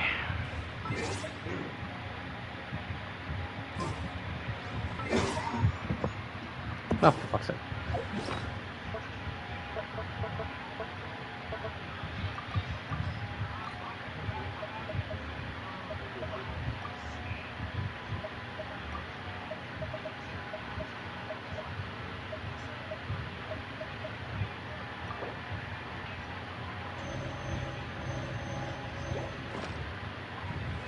Okay.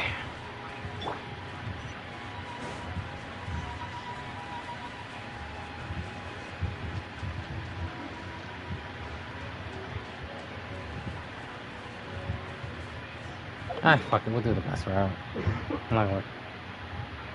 Ah, so that's what you're hiding. The chasm. Not so hard to find.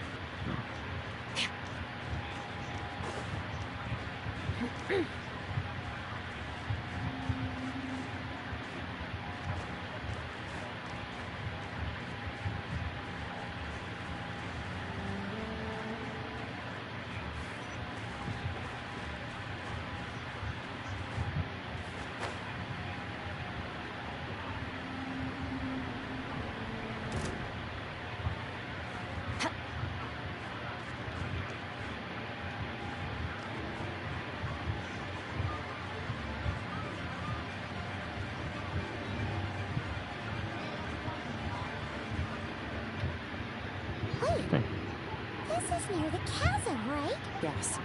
If we enter from here, we'll be able to reach that place from your dream. You have some experience with abyssal domains by now, but still, this is someone else's territory. Best to proceed with caution. Don't worry. Paimon's an expert at hiding behind other people for safety. Oh, but, that means you need to stay safe, traveler. Right. Remember your training. Time to put it to use.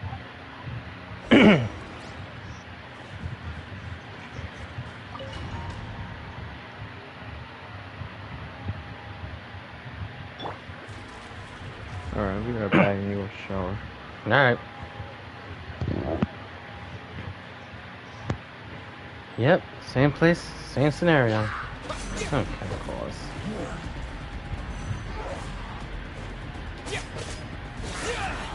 Wipe out! Into the void!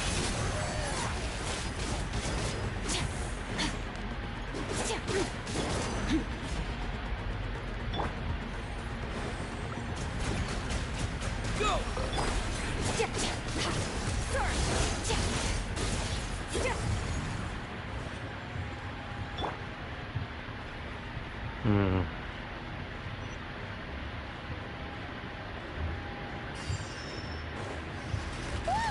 Look at all these spikes! Careful! Don't get hit! You know what? Paimon's just gonna float behind you. Come on, you got this!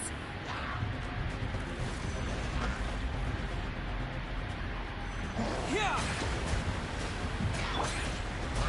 Extinguish!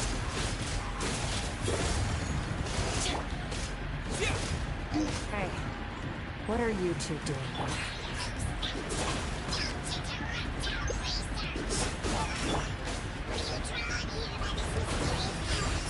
Dusty, like an abandoned house. Let's press on. Mind to wield. Bombs away! Water jet!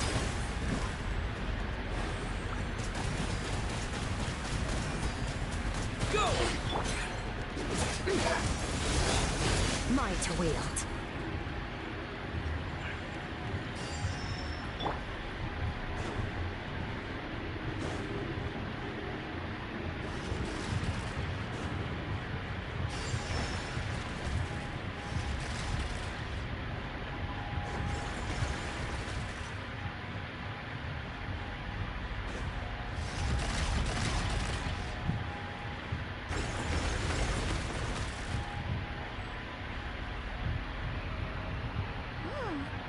Looks like this is a dead end.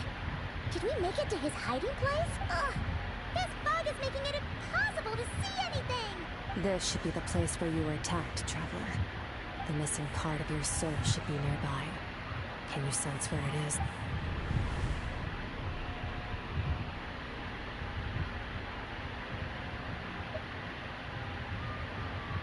I know. The opponent must have covered his tracks just in case. Otherwise, you should have sensed it much more strongly. Hold on! Look! The spikes are back! Stay calm. Let's hold back a little. Give our enemy some wiggle room so we can see what we're dealing with. Our enemy took part of your soul for a reason. It's likely he integrated it into his attack somehow. If we're smart about this, we can track it down.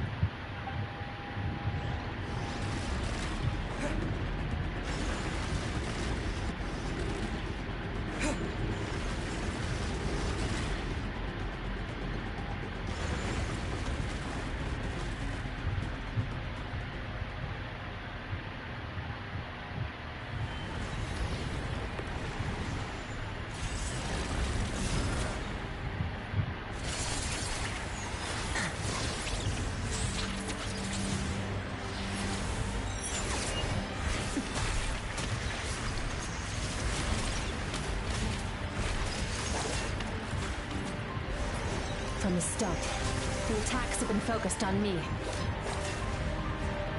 Trying to break through my defenses? I see.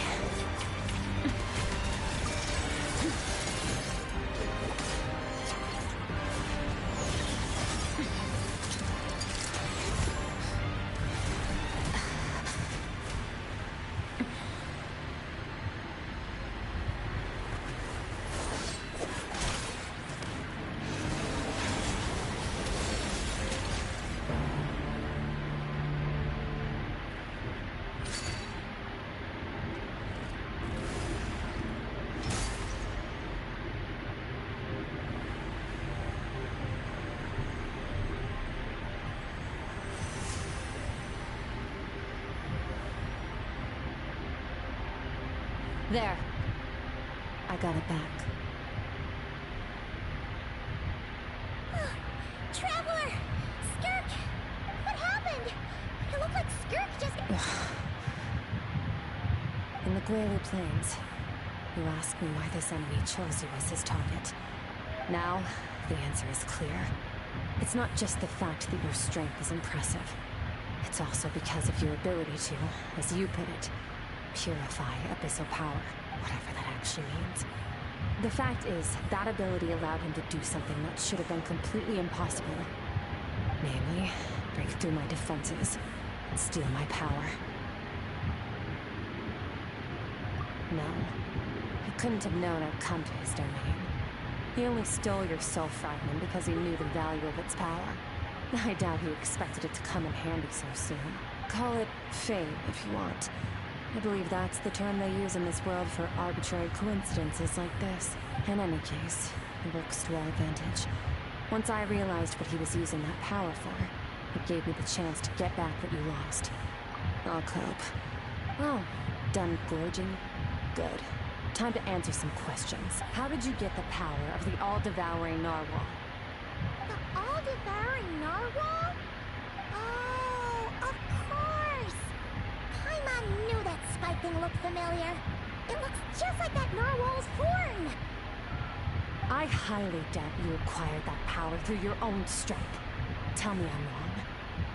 You're desperate enough to scour the land for god remains and whatever vestiges of power you can find. That alone proves you wouldn't be able to defeat a creature like that. Which leaves one possibility. You know my master, the Foul, Sertologi. The Foul? Who dares call him Foul?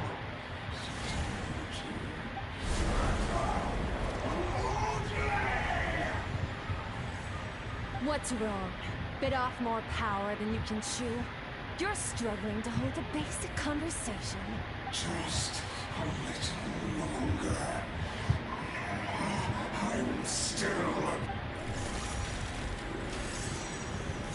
Look! It's back! Those are pursuit. Keep calm and use reason to decide the best course of action.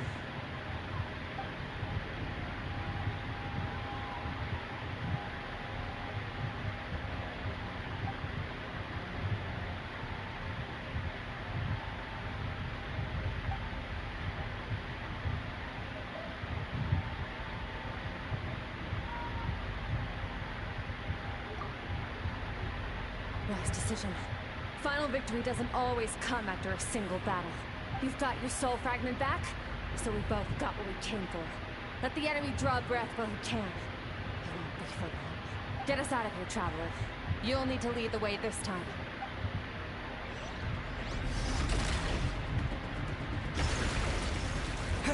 Skirk, is your shoulder gonna be okay? The wound is minor. It'll heal in no time. You should focus on getting out of here alive instead. Falling spikes! Run!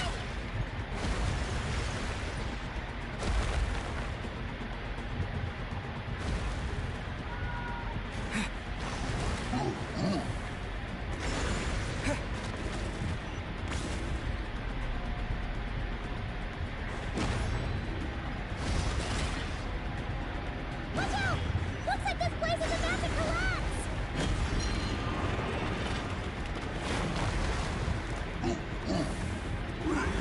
So, this guy's power has something to do with the all-devouring narwhal. Did you know that all along, Skirk?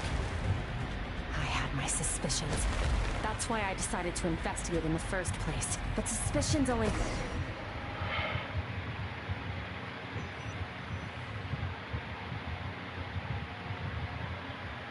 Phew. Oh, we should be safe here, right? I no longer sense his presence. Can't have followed us out of that abyssal domain. Weaklings like him will find that my power is not so easily controlled. He won't be leaving that place until he's managed to digest it.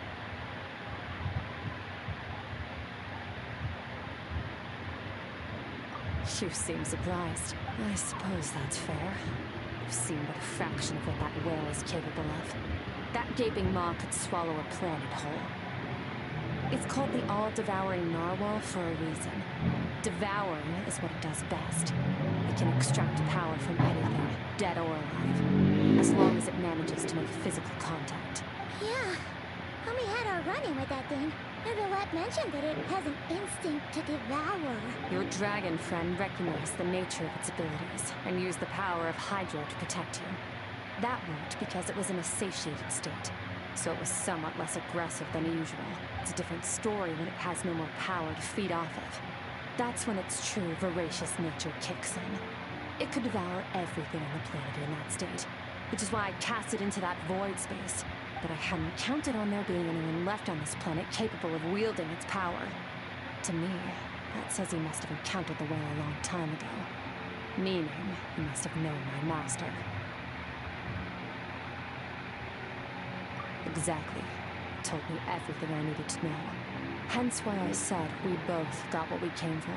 And I believe that brings our transaction to an end. Now that you're whole again, you can get back to your own journey. I'll handle the rest of this situation myself. No way! We can't leave now! Something was stolen from you because... This isn't my first taste of failure, or losing power. When you fall, you get back up again and become stronger. That's how it is. But what if that monster finds Plus?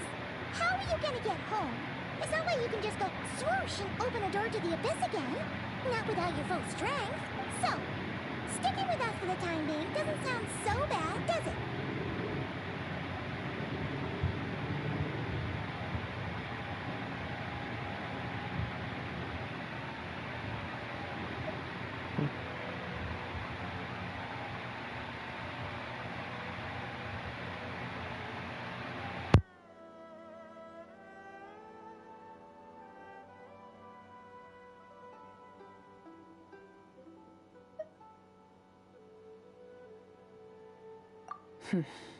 Fair enough.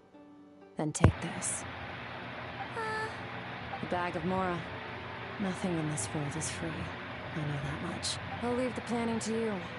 Hurry up and decide where to go. You shouldn't linger. We should take Skirk somewhere she can rest. Where? Paimon gets the feeling Skirk wouldn't like being around a lot of people. Oh wait! Baizhu said we could rest. You read my mind. Nicely done, Paimon.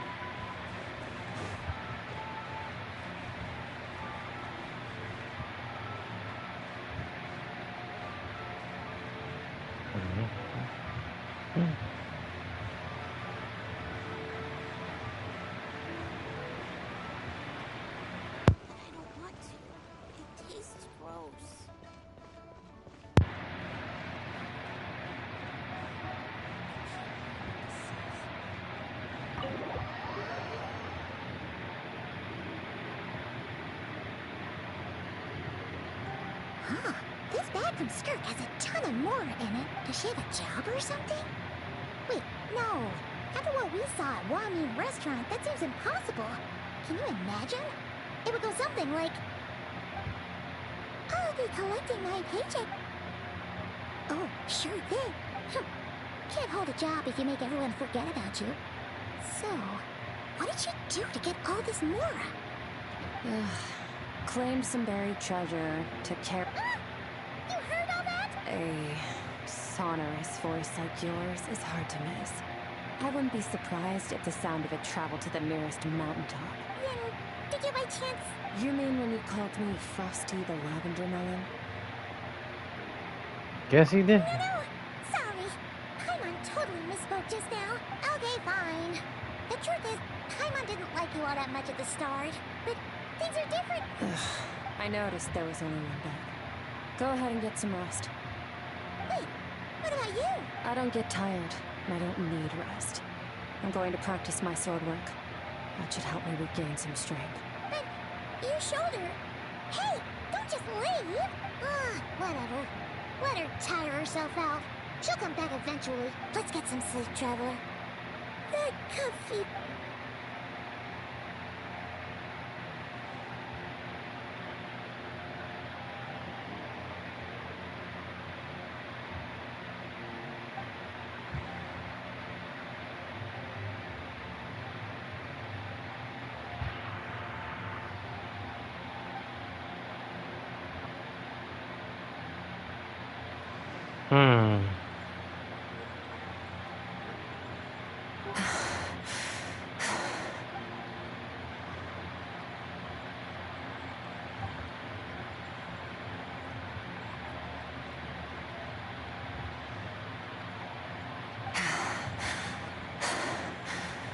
Quiet.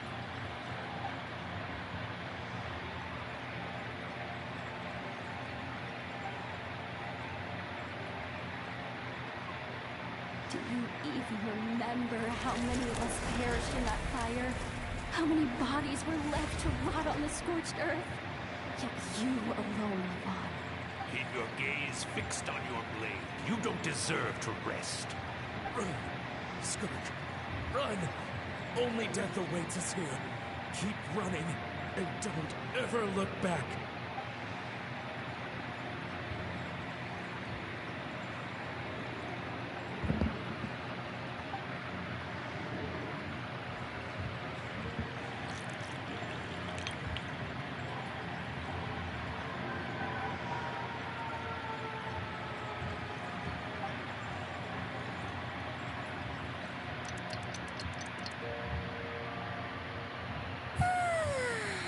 Getting an early night's sleep is the best. Wait, Skirk? Have you been sitting out here the whole night? About 60%, maybe 70. Whoa! Paimon thought it would take at least a couple of days. That was fast. No, not fast enough. That's 20% less than last time. Same training regimen, same intensity. Nothing felt different, but somehow the outcome fell short. No, I think the problem's with me. I need to meditate for the next 2 days. Deep introspection should help me find the issue. Ooh, sounds intense. We'll watch over you in the meantime, then. Thanks. See you in 2 days.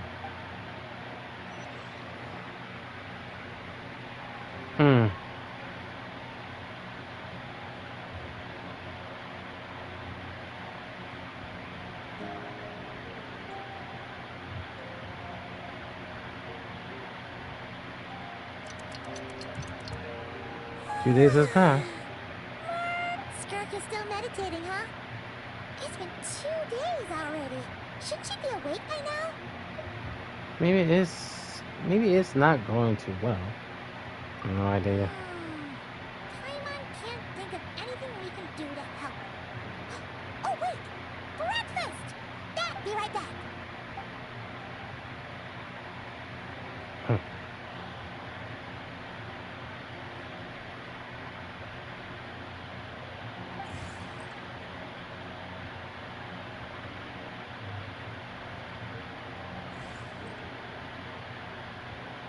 You again.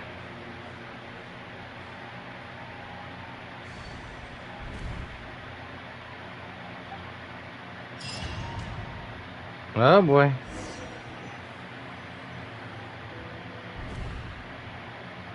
This place feels familiar.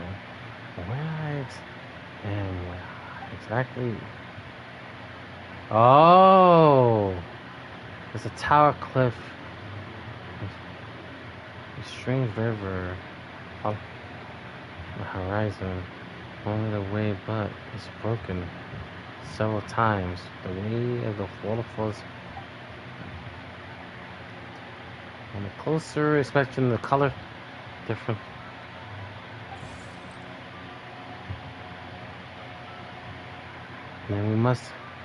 Then that must mean this is. That's right. This is Skirk's inner world. Think of it as the threshold between the soul and dreams. This isn't your first time here, but what you remember is probably a space covered in darkness. I only managed to illuminate a small portion for you back then. So you can speak. Actually, it's my first time talking to someone like this. I only managed to break free and bring you here because the injury weakened her power. I guess that's why I can speak again, too. Call it fate, if you want. I think that's the word they use in this world for lucky coincidences like this. Now, before I take you to it, I gotta ask. You're the first outside visitor to ever come here. So, what's your impression of this place? What is that river? You noticed? This river represents Skirk's strength. Strength accumulates over time. It is the summation of a person's lived experience. So this river is where all the fragments of Skirk's life should converge into a single stream of memories and emotions, flowing forward as one. But as you can see, this river has been severed numerous times. It's because Skirk doesn't like who she was in the past. And all she sees reflected in the river is a disgraceful shadow of who she was. She cuts through water and rocks with the sword of reason, severs her connection with the past, and begins anew. Wait, that's where mine makes me like something. You must learn to shut out all the pointless emotion. Crush the self that makes you weak. And become master over your physical form. This isn't my first taste of failure or losing power. When you fall, you get back up again and become stronger. That's how it is. I see. So he's a place of emotion. And since then,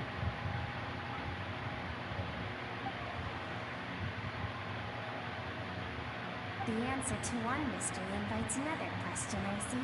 Let's follow the river upstream. There among the cliffs, among the memories etched into her heart, lies the truth of it all. Soon, you'll understand everything.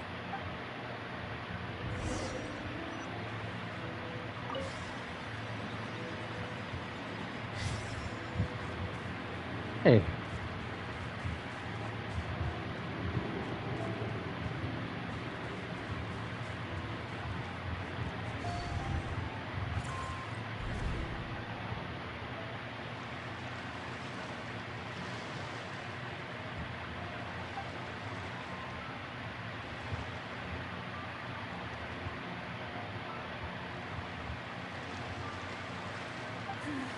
I've always thought that, even when falling leaves don't come from the same tree, they can still form bonds of kinship when they meet. Like meteors. You both made a journey through the stars. Both travelers who have landed on a planet that is not your home. Yet, when she first noticed your presence, although she hesitated for a moment, she still chose to walk away, indifferent as ever. Why? If I think about it, it's not surprising at all. After that happens, an island is about to disappear from other people's lives. Hasn't seen child in years. Either I doubt she ever had a connection with this world of her own vacation. Violation. What I'm seeing now is a Seems like you've answered your own question. Skirk sees herself as a trespasser in this world. She's made a conscious choice to avoid altering its path. But the reason for that decision stems from events much earlier on in her life. Let's keep going. It's still a long way to the source of the river. So she did encounter us. Huh. Didn't say nothing, huh?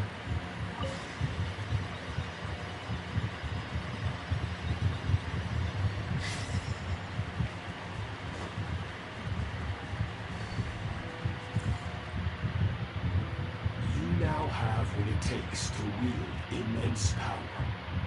From this day forth, I shall teach you no one can become a worthy warrior through imitation alone. I have given you fangs and claws. Now, you must learn to hunt. You wish me to embark on your own journey and piece together a new future from the shattered remnants of your past. We will still have contact through the abyss. But know this. One day, I will take the life you worked so hard to rebuild and reduce it to ashes. Just like the fire that haunts your mind. Why would you do that? I have told you before. Fear is the catalyst for human. Hello. What's up? You have tasted loss. You have known fear so deep it can be felt in the bones. I was just doing a little bit of the fucking story that character story I hadn't done in Withering Waves. It's the drunken captain. And the acrid taste of fear becomes but a distant memory. If I can just farm out a little bit more soon, hopefully by tomorrow, I'll be able to do a temple and see if I can get lucky for Cardathia's weapon. If I'm lucky. It shall drive you to defeat me, whatever the cost. Which I doubt it. Right. I saw.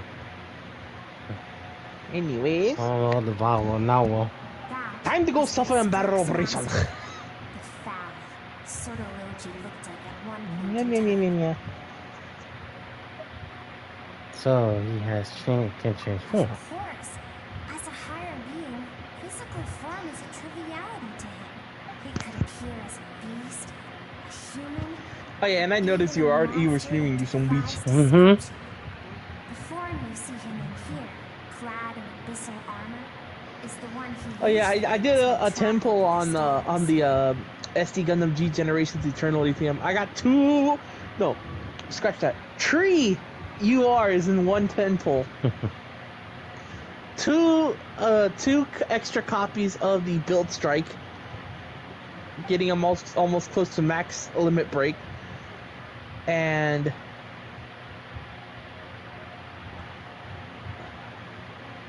right. And then I got a new UR, which is the Sharzak Molsu Gundam, the Origins series. I need to understand the source of his strength. To do that, I need to follow in his footsteps.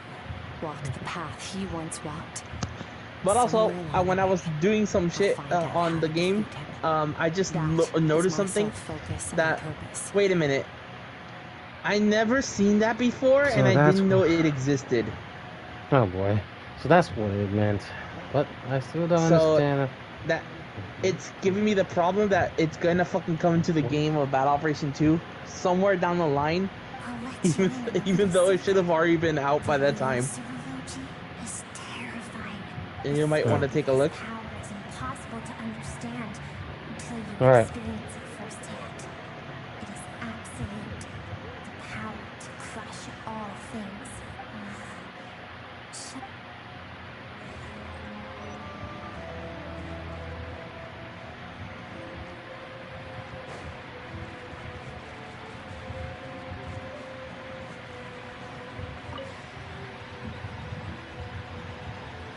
I literally did not know that shit was a thing. You see it? Give me a bit. Yeah. Alright, what sorties do we got? 600 cost there. 600 cost here. It's about to be 750 down there in about 5 minutes. 3 minutes. Okay, I can do 600 costs up here, and then at that time it'll give me it'll be 750 cost down there. So that'll be the. Okay. Attempting to garner sympathy through tears is a habit of the weak. Let's see. Up in the middle.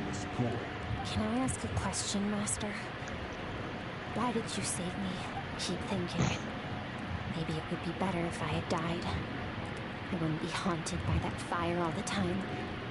I wouldn't have... I saved you because I have a plan for you. It has been too long since I fought a battle that demanded my full strength, and I hunger for it. Every so-called genius and prodigy I have faced has crumbled like sand underfoot. Before me, even fate bends the knee. So, I will teach you everything I know. Train you by whatever means necessary, in the hope that one day, you might surprise me. But I don't want to draw my sword. What you want matters little. Among the boundless sea of stars, the cries of the weak are but faint murmurs that disappear into the void. You of all people know that well. Yes, Master. From that day forward, all she knew was grueling training, emptiness, and fatigue. After some time, her talent bloomed, and she gained control over her emotions, like her master. It was not that human emotion disappeared from her heart, but that reason came to dictate all she was allowed to feel. I suppose it was at this point that she became the Skirk you know today.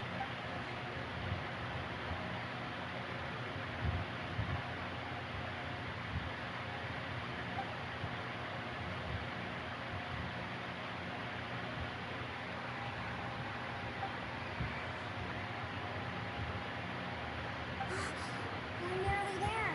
I almost don't want to reach the end. Well, shall we? Alright, go, go, go, go, This is go! the final stretch.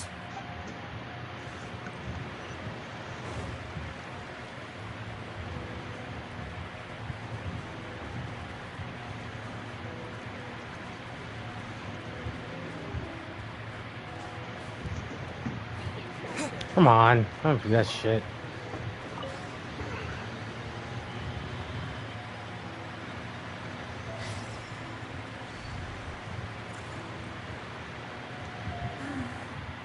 These are Skirk's happiest memories. What a simple, carefree time it was. Wisps of clouds dotted the sky. The sun bathed everything in golden light. And when song filled the air, not even the shyest of flowers could resist swaying alone. This is Skirk's homeland. She was so curious about everything as a child. There was so much to discover. Treasures at the bottom of the sea, the secrets beyond the stars, and that merchant ship packed with adults wearing those strange clothes. ship. That was the beginning of the end. It was a spaceship. When it arrived, the people that disembarked wore smiles on their faces and spoke of friendship. They claimed to be merchants from a neighboring planet. Go back. I give myself some ramen. Her neighbors, everyone welcomed the newcomers with open arms and allowed them to explore the planet. To them, the visitors were guests and should be treated with hospitality. No one had any idea what was to come. Several months later, an army of unknown origin arrived without warning and carried out a ruthless campaign to destroy everything. Look out! Stay back away from the stove. Give me a minute, I'm guys. watching you.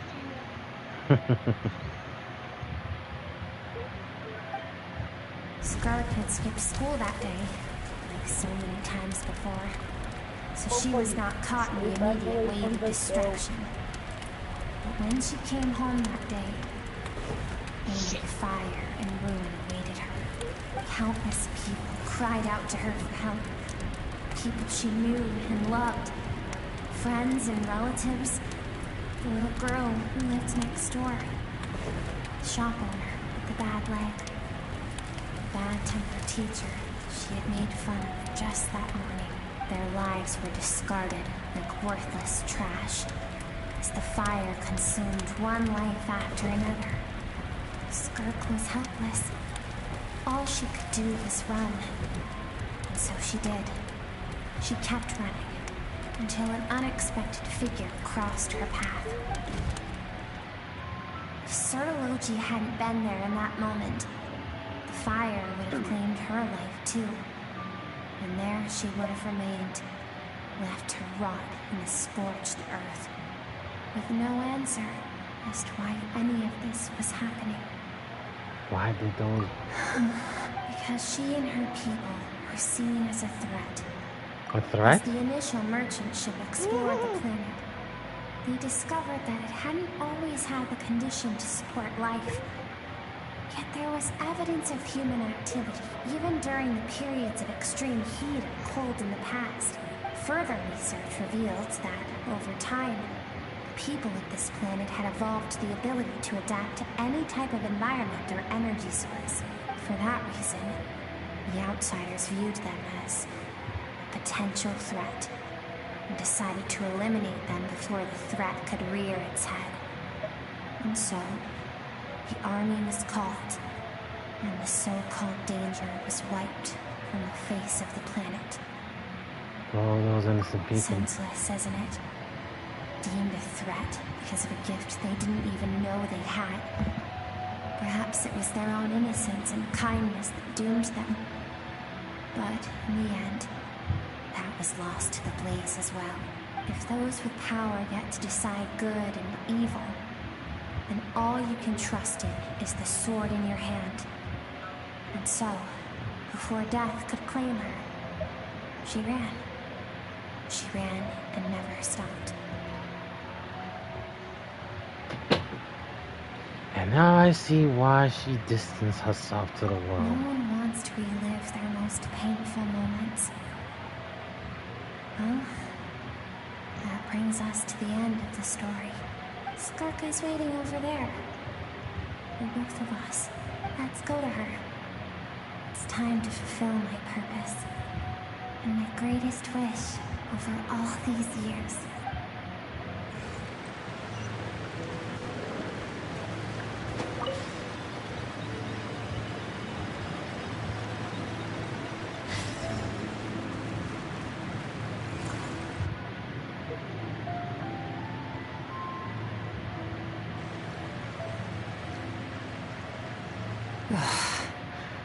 So all this, just so you could bring him here. I have things to say to you. Well, to me. I want someone to witness our reconciliation, even if it takes an argument to get there. And he's the best choice in this moment. Man, you must Her be. suppressed emotional self. The version of herself she keeps locked in the recesses of her mind. stifled by reason. All those rejected impulses, those discarded aspects of your past selves, they are a part of me now. I am who you used to be. Someone you have refused to face for too long. So, I came to face you instead. You're wrong. I've faced you all along. And that's exactly why I keep you locked here. Your existence makes me weak. Moments of joy and longing are when we are most vulnerable. Don't forget, it was a penchant for goodness over reason that doomed our homeland in the first place. The vastness of the universe renders everything insignificant. Our feelings most of all. Even so, learning from the mistakes of the past doesn't have to mean erasing everything. Strip yourself of your so-called weaknesses, emotions like kindness and empathy, and what makes you any different from the ruthless soldiers who slaughtered our people? The difference is that I'm doing what is right, what is necessary. I allow you to exist, but with limited freedom. That is the greatest kindness I can offer. I have shouldered everything you couldn't carry. I rose above the numbness and emptiness, and it was cold, unfeeling reason that brought me this far. It made me who I am. It made me strong. That is the problem. I want to shoulder those things together on the grand scale of the entire universe. Maybe our feelings are vanishingly small, but why should that mean they don't matter? Emotion gives warmth to the cold expanse of space. It gives meaning to the world around us. Think back to those nights of gazing at the stars, those afternoons of exploring the unknown. Think back and let them grant you peace. A brief respite from the pressure you put on yourself. That isn't what we need. Exactly what we need. Aren't you curious about why recovering your strength has taken longer than normal this time? Finally, we get to the important part. That is the only answer I came here to find. Go to 750 Look cost now. around. Look at your inner world. You cast aside your dreams and curiosity.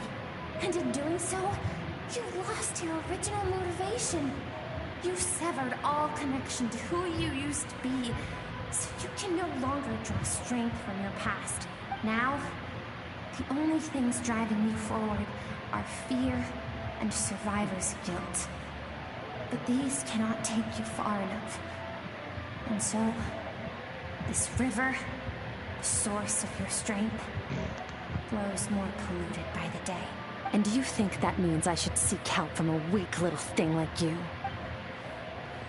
Your emotion.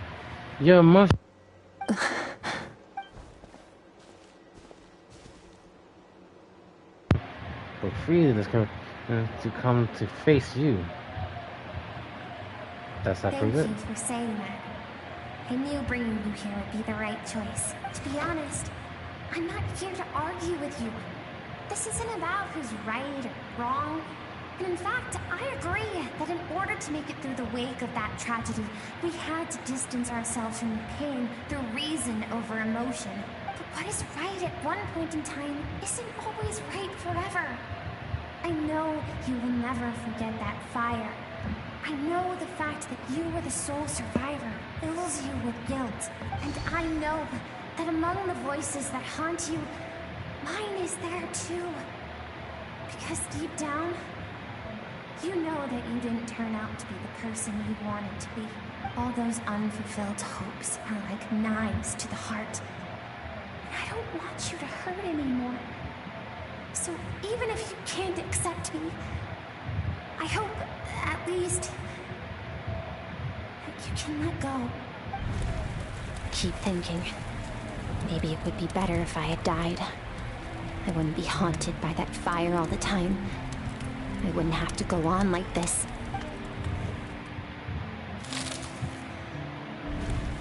Your dad and I, we're not afraid to stare death in the face, but we need you to survive.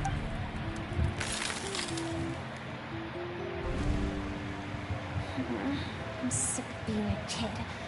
There's so many amazing things out there. I'm ready to see them all.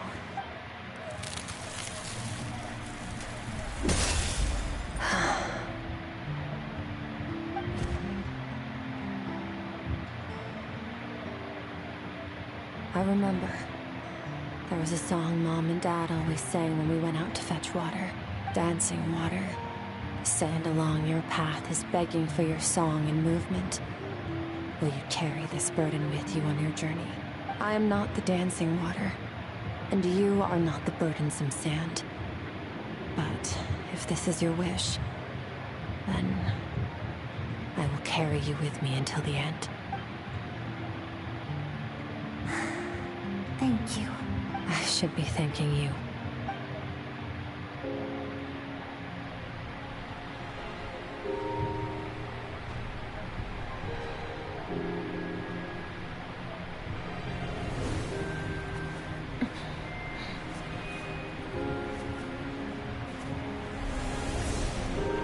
Run, Skirk, run! Remember, leave no one alive! Heed my words, Skirk. Let fear take root in your soul. Did you survive? Why was it only you? Skirk, did you become a positive light in this world?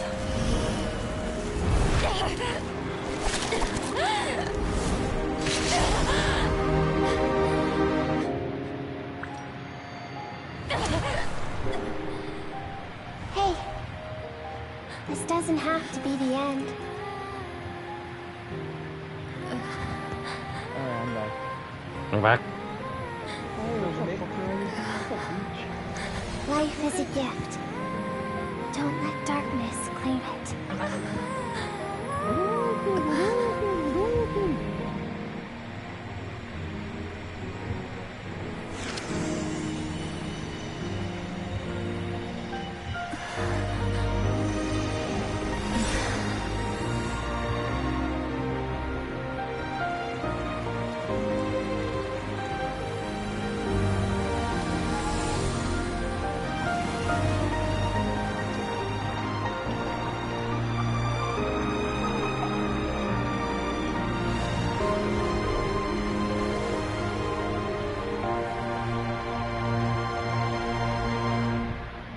Very good.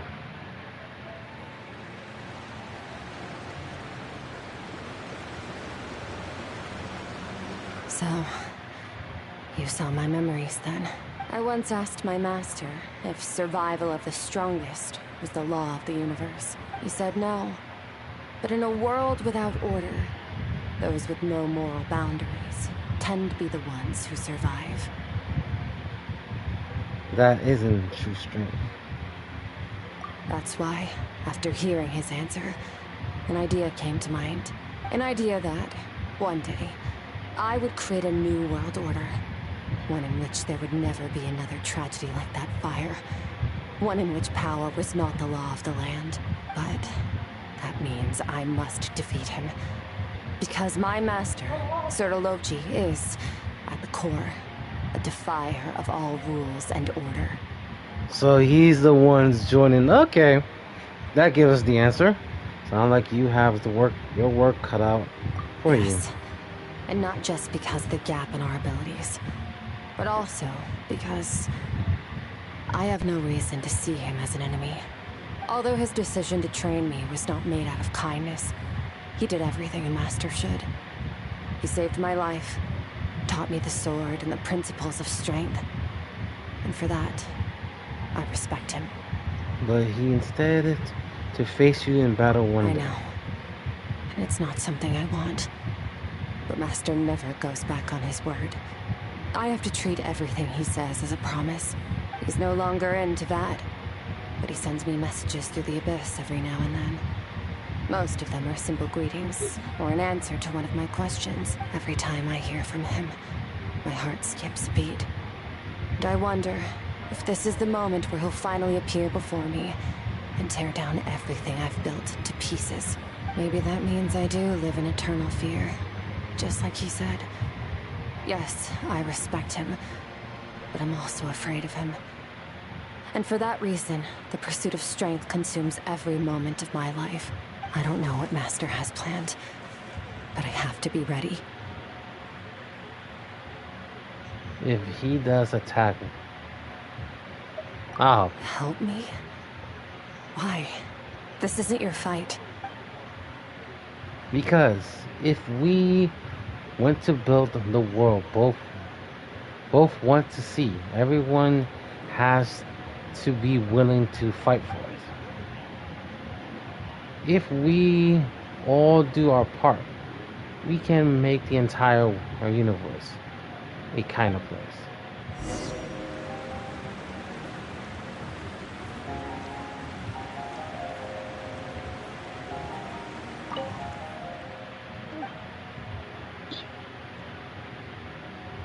Let's leave. We got the information we need. Now we know. Still, in the end of the day, Abyss is an abyss. Oh, wait, I'm streaming. I just love for a fact when they don't. That's why I need that sign. I'm gonna have to get that sign in the future. Honestly, Paimon was gone for like 2 seconds, and then she comes back and finds you both unconscious. Oh, you scared Paimon half to death. I swear, this sounds like Amy. I don't know why. You're both okay, right? Yes. What does it look like?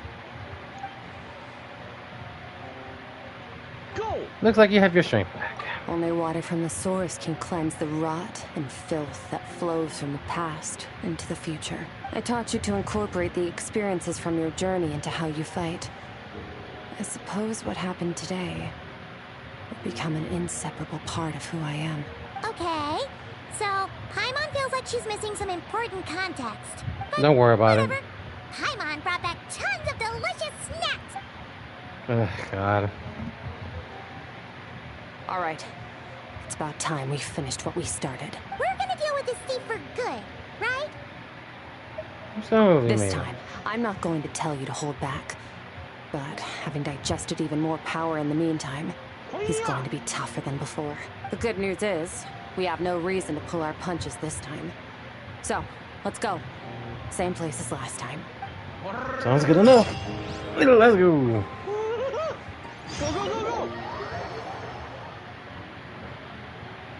She goes to the rift. I go to...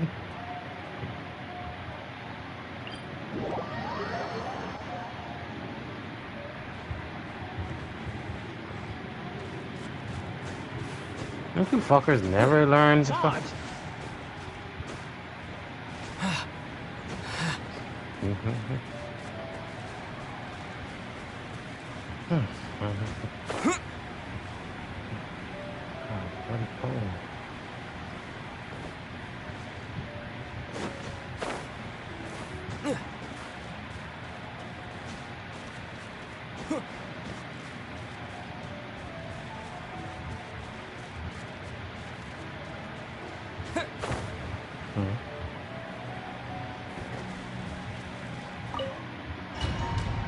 Alright.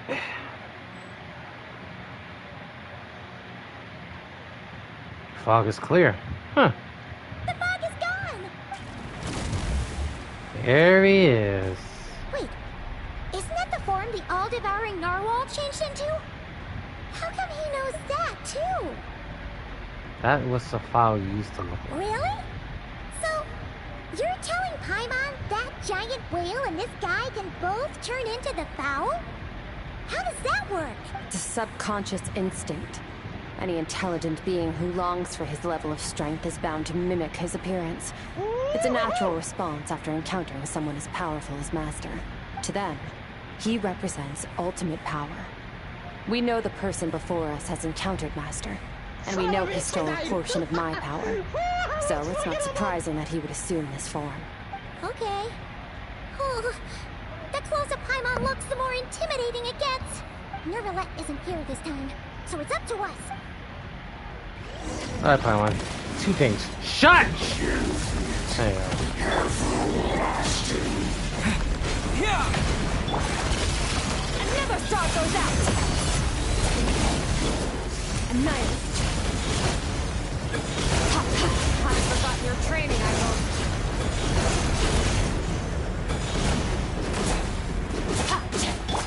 Go!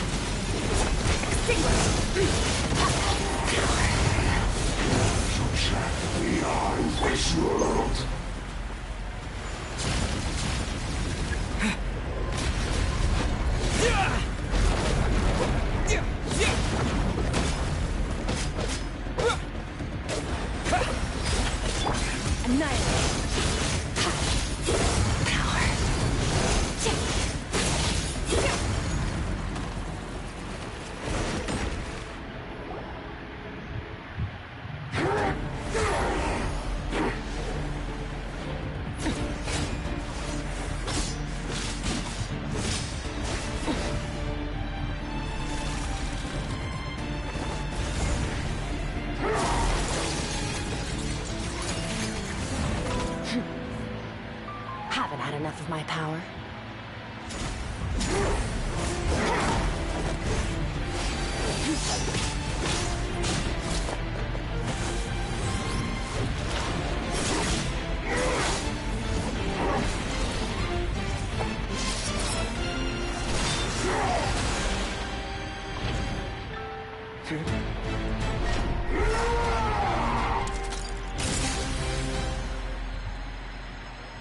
Well then, let's see how much more of this power you can handle.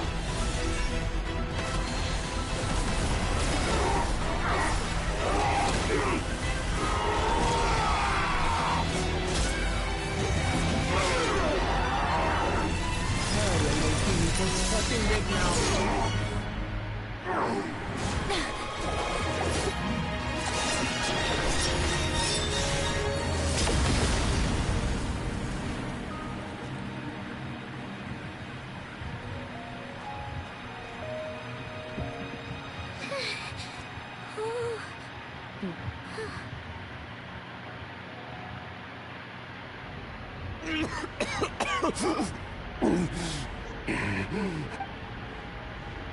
Well, have you come to your senses? You saw that my body was at its limit.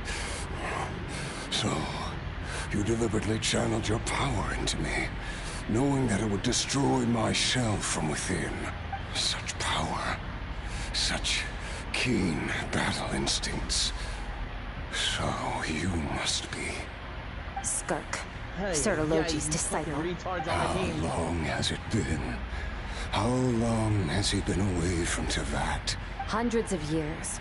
Hundreds? I understand, even though this is fucking...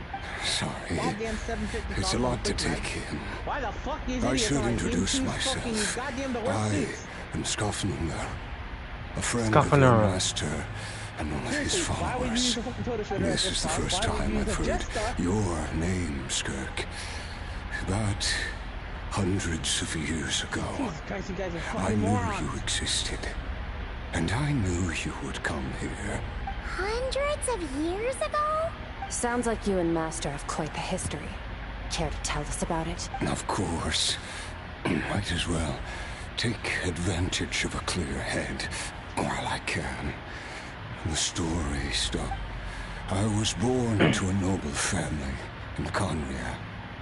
As the eldest son, I was set to inherit our title. But I contracted an incurable illness as a child, and everyone gave up on me. I trained the sword harder than anyone else, defeated all of my peers.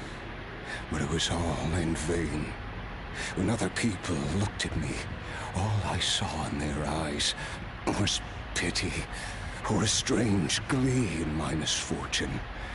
Even my parents were just waiting for me to die. Over time, my heart hardened, and I became aimless. That was the point where I met your master, Sir Taloji. We were similar in age, but different in background. He was born in prison, the son of criminals who had been sentenced to death. He spent his childhood wandering the streets, facing more criticism than the literary works in the Universitas Magistrorum. Universe Magistrorum. Yet, he always wore a smile on his face, as if kindness and malice were one and the same, and he could not see the difference. I still remember what he said to me when we first met. You need to fight to survive. Even if it's a losing battle, it should light a fire under you. How can you sit back like this and go down without a fight? That does sound like something he would say.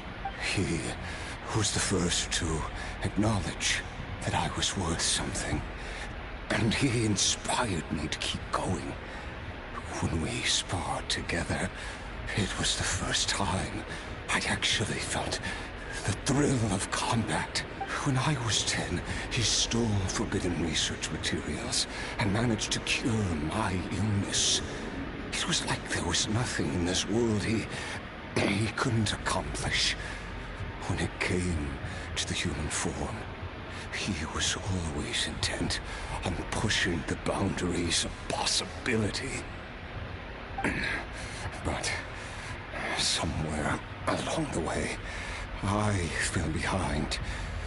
My talents were nothing compared to his. And at some point, I realized he had pulled so far ahead. After his grand endeavor was successful, he sought me out. This planet no longer holds anything of interest to me, so I'm leaving. But first, I have an offer. I can use a power I have just refined to break the curse of immortality for you. Your death was once what we worked so hard to prevent. But the immortality you now face is a different kind of pain altogether. I'll pass. Immortality doesn't sound so bad to me. Since I can't die, it means I have an infinite amount of time to get stronger. Maybe I'll finally catch up to you one day. And we can spar like we used to. Are you sure? I cannot say when I will return. Your body, or rather, your soul, might not be able to withstand this curse. All I can do is try. After all, a wise man once told me, people need to fight for their own survival. Wise indeed. Nevertheless, if you grow weary of the pain of immortality, and wish to experience a good spar blast before you wither away, seek out my disciple. Disciple? Nor I. But Bedfenir said I was destined to find a disciple out there in the universe, and bring her to Tibet. You know as well as I, Bedfenir's prophecies are never wrong. Bedfenir. Okay, so another person we need to go after. Now I'm curious about who this disciple of yours will be. All Bedfenir said was that one day, the stars shall bow in her honor. Sounds pretty impressive. Of course. Only the most outstanding people would have the right to become my disciple. Still self-assured as ever, I see. But you're not wrong. I'll be leaving then. Oh, and if you were serious about getting stronger, I left you a little gift in the primordial sea. As I've said before, walk whatever path you want. Freedom means even the wicked get to make their own choices. Waiting for me in the primordial sea was the all-devouring narwhal, already beaten into submission by Sotologi. In its weakened state, I was able to cut off part of its flesh and sew it into my own heart. Idiots on my team didn't realize he's gonna keep doing that. How did you even survive that? Because, of course, I bear the curse of immortality. So, you used the curse to turn yourself into a vessel for power. Even with that whale's ability, devouring power like that is not something the human body can withstand. With your body and soul constantly at the breaking point, it was the curse of immortality that sustained you. But that is not the path to strength. You have to pour your heart into it, work for it, dream of it. You're right. I should have known better, but I had already pushed myself to my limits, and he was still miles ahead of me. So I had to take a leap of faith. I miss your master. I miss the days when we were all together, troublemakers without a home. I don't regret the choice I made. But if you'll allow it, I do want to apologize to both of you. After the beating we just gave you, I think we can call it even. What's up? Marie redrawn Maria. Marie drew Marie. Marie drew Maria. Okay. Interesting. It's in the art channel. She drew her as a Shiba Inu dog. Huh. Yeah, it looks pretty interesting. Nice design though. Alright. I know the pose anywhere. It's definitely the roof pose. She used as the base. You're an interesting one as well. Sotologi's disciple. That's a lot to live up to. It can't have been an easy experience. I know what he's like. He rules with an iron fist, using despair and fear to force you to catch up to him. All the while, standing ever out of reach. We're like mountain climbers in the dark, never knowing how much higher we have to climb, or when we will see the sun again. True. But I made up my mind long ago. No matter how dark it gets, I will not give in to despair. I will overcome it. Besides, after hearing your story, I suspect what Master really wants is not a battle that demands his full strength, but rather a defeat without regrets. Oh? Since you're his friend, we must have some things in common. First time we came here, when you stabbed me through the fog and stole my power, They really should never have I felt given no that emotion stupid coming devil from that now damage spike. control to make him But you had to devote all your strength fighting me just now. I could feel joy and passion emanating from your blade. It was the joy of a researcher discovering the truth of the world. The joy of an artist uncovering a temple of wonders. Interesting. I'm certain I didn't express those emotions outright. Yet you were able to read them from my blade. Like a glimpse into my inner world. You're right. That battle brought me an unbridled sense of joy. And my defeat brings me no regret whatsoever. Exactly. I think Master also craves a battle like that. One where his opponent forces him to use all his strength, unlock the extent of his potential, and transcend his own limits. A battle to end all battles. After which, all can come to an end, including, perhaps, his life. For that very reason, good and evil are meaningless to him. He has one purpose, one goal: to complete himself. It's one of the secrets to his strength. Perhaps you're right. Perhaps that is his call. Retards on my fucking What team. a battle that would Jesus fucking Christ, you fucking idiot. to witness such a... Are you okay? Too many different kinds of power are surging through my body. The curse of immortality allows it all to coexist, but it does not remove the pain. I won't be able to hold on to my sanity for much longer. What a shame. I would have loved to witness that battle. Sertologi once offered to free me from this curse. Now, I must ask that of you, Skirk. Can you release me from the pain? I can, but not through death, if that's what you were hoping for. It's not a suitable punishment for your crime. As an alternative, I can take your consciousness, along with all the power you've consumed, and smash it to pieces. The impurities will dissipate, and under the curse of immortality, your mind and body will regenerate. When that process is complete, you will be back to who you were before, no longer tortured by powers you can't control, but it will be a time-consuming and painful process. The decision is yours to make. I accept. And who knows? Perhaps I'll wake up in time to witness your great battle with Sertologi. I have faith that you'll be able to stand against him one day. Though I know it'll be a long and arduous road if we are climbers in the dark. It appears the dawn has finally broken for me. But your ascent continues. At least, it looks like you are not alone on... I will reach the top of this mountain, no matter what it takes. And you, Scoffmonger, will be my witness at the end of all things. That's finally over. Let's get out of here. At least we don't have to make a mad dash for the exit like last time.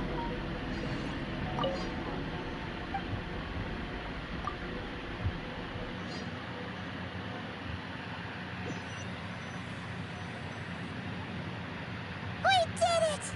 Oh, it's only been a few days, but it feels like forever. Once again, we've proved there's nothing we can't overcome. We're just that awesome. I didn't even break a sweat. Wow, you sound even more confident than usual.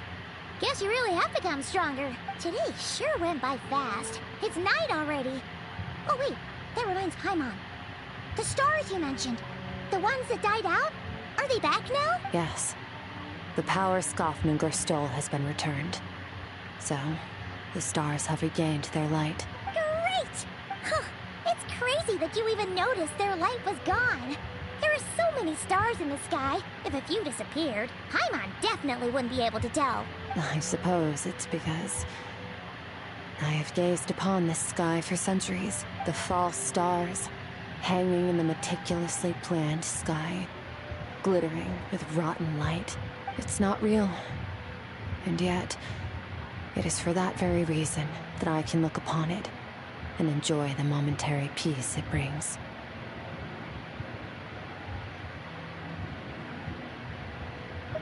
Even the most beautiful of bubbles has to burst.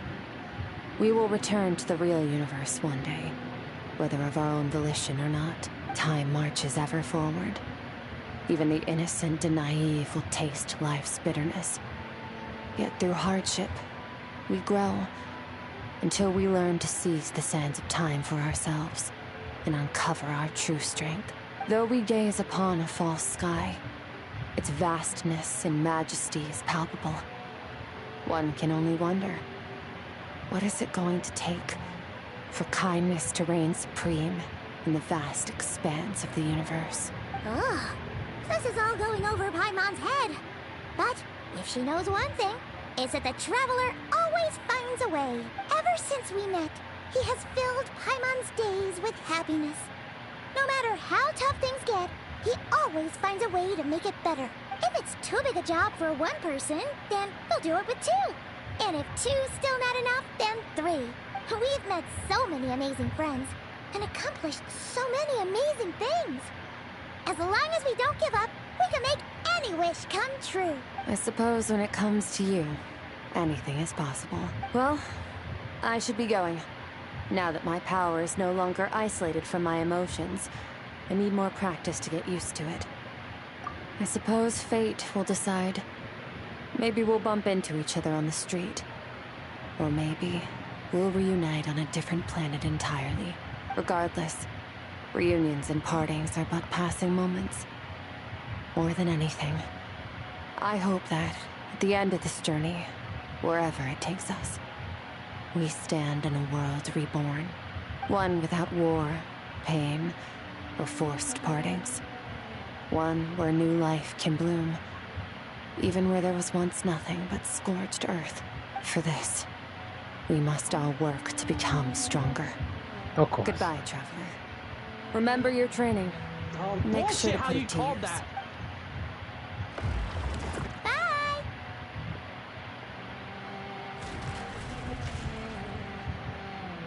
Is it just Paimon, or is she being nicer than before?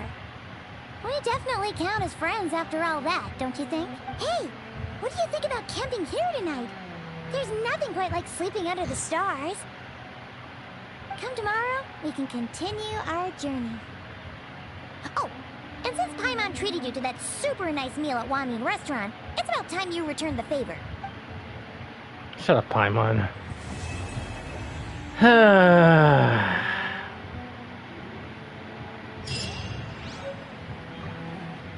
Well, we keep that. Oh, the guitar too? Okay. No sleepness. Alright. Give me a minute, guys. Fuck.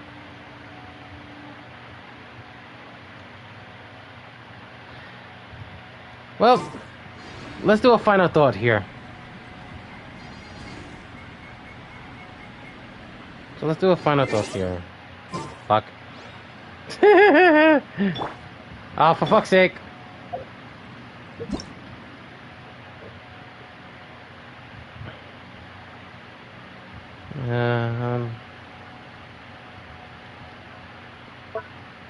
There you go.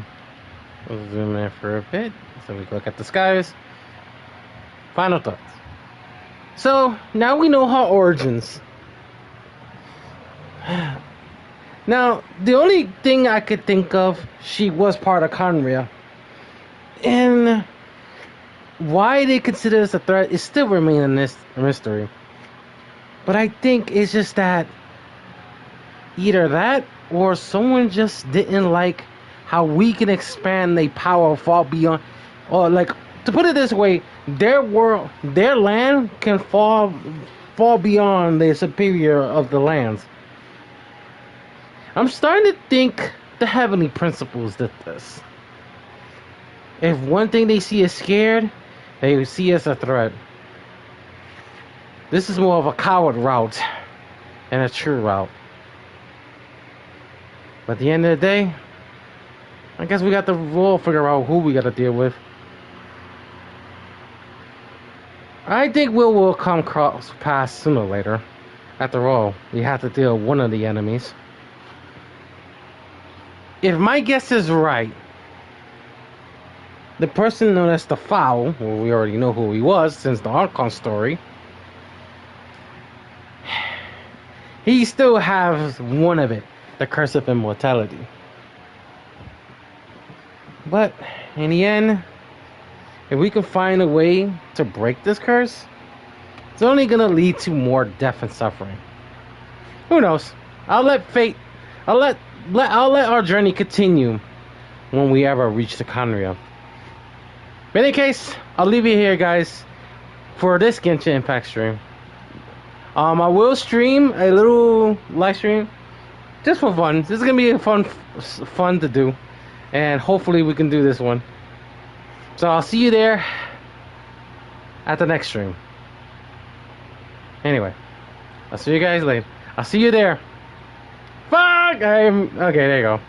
Yeah, I'll see you guys later. I'll see you there in the next room.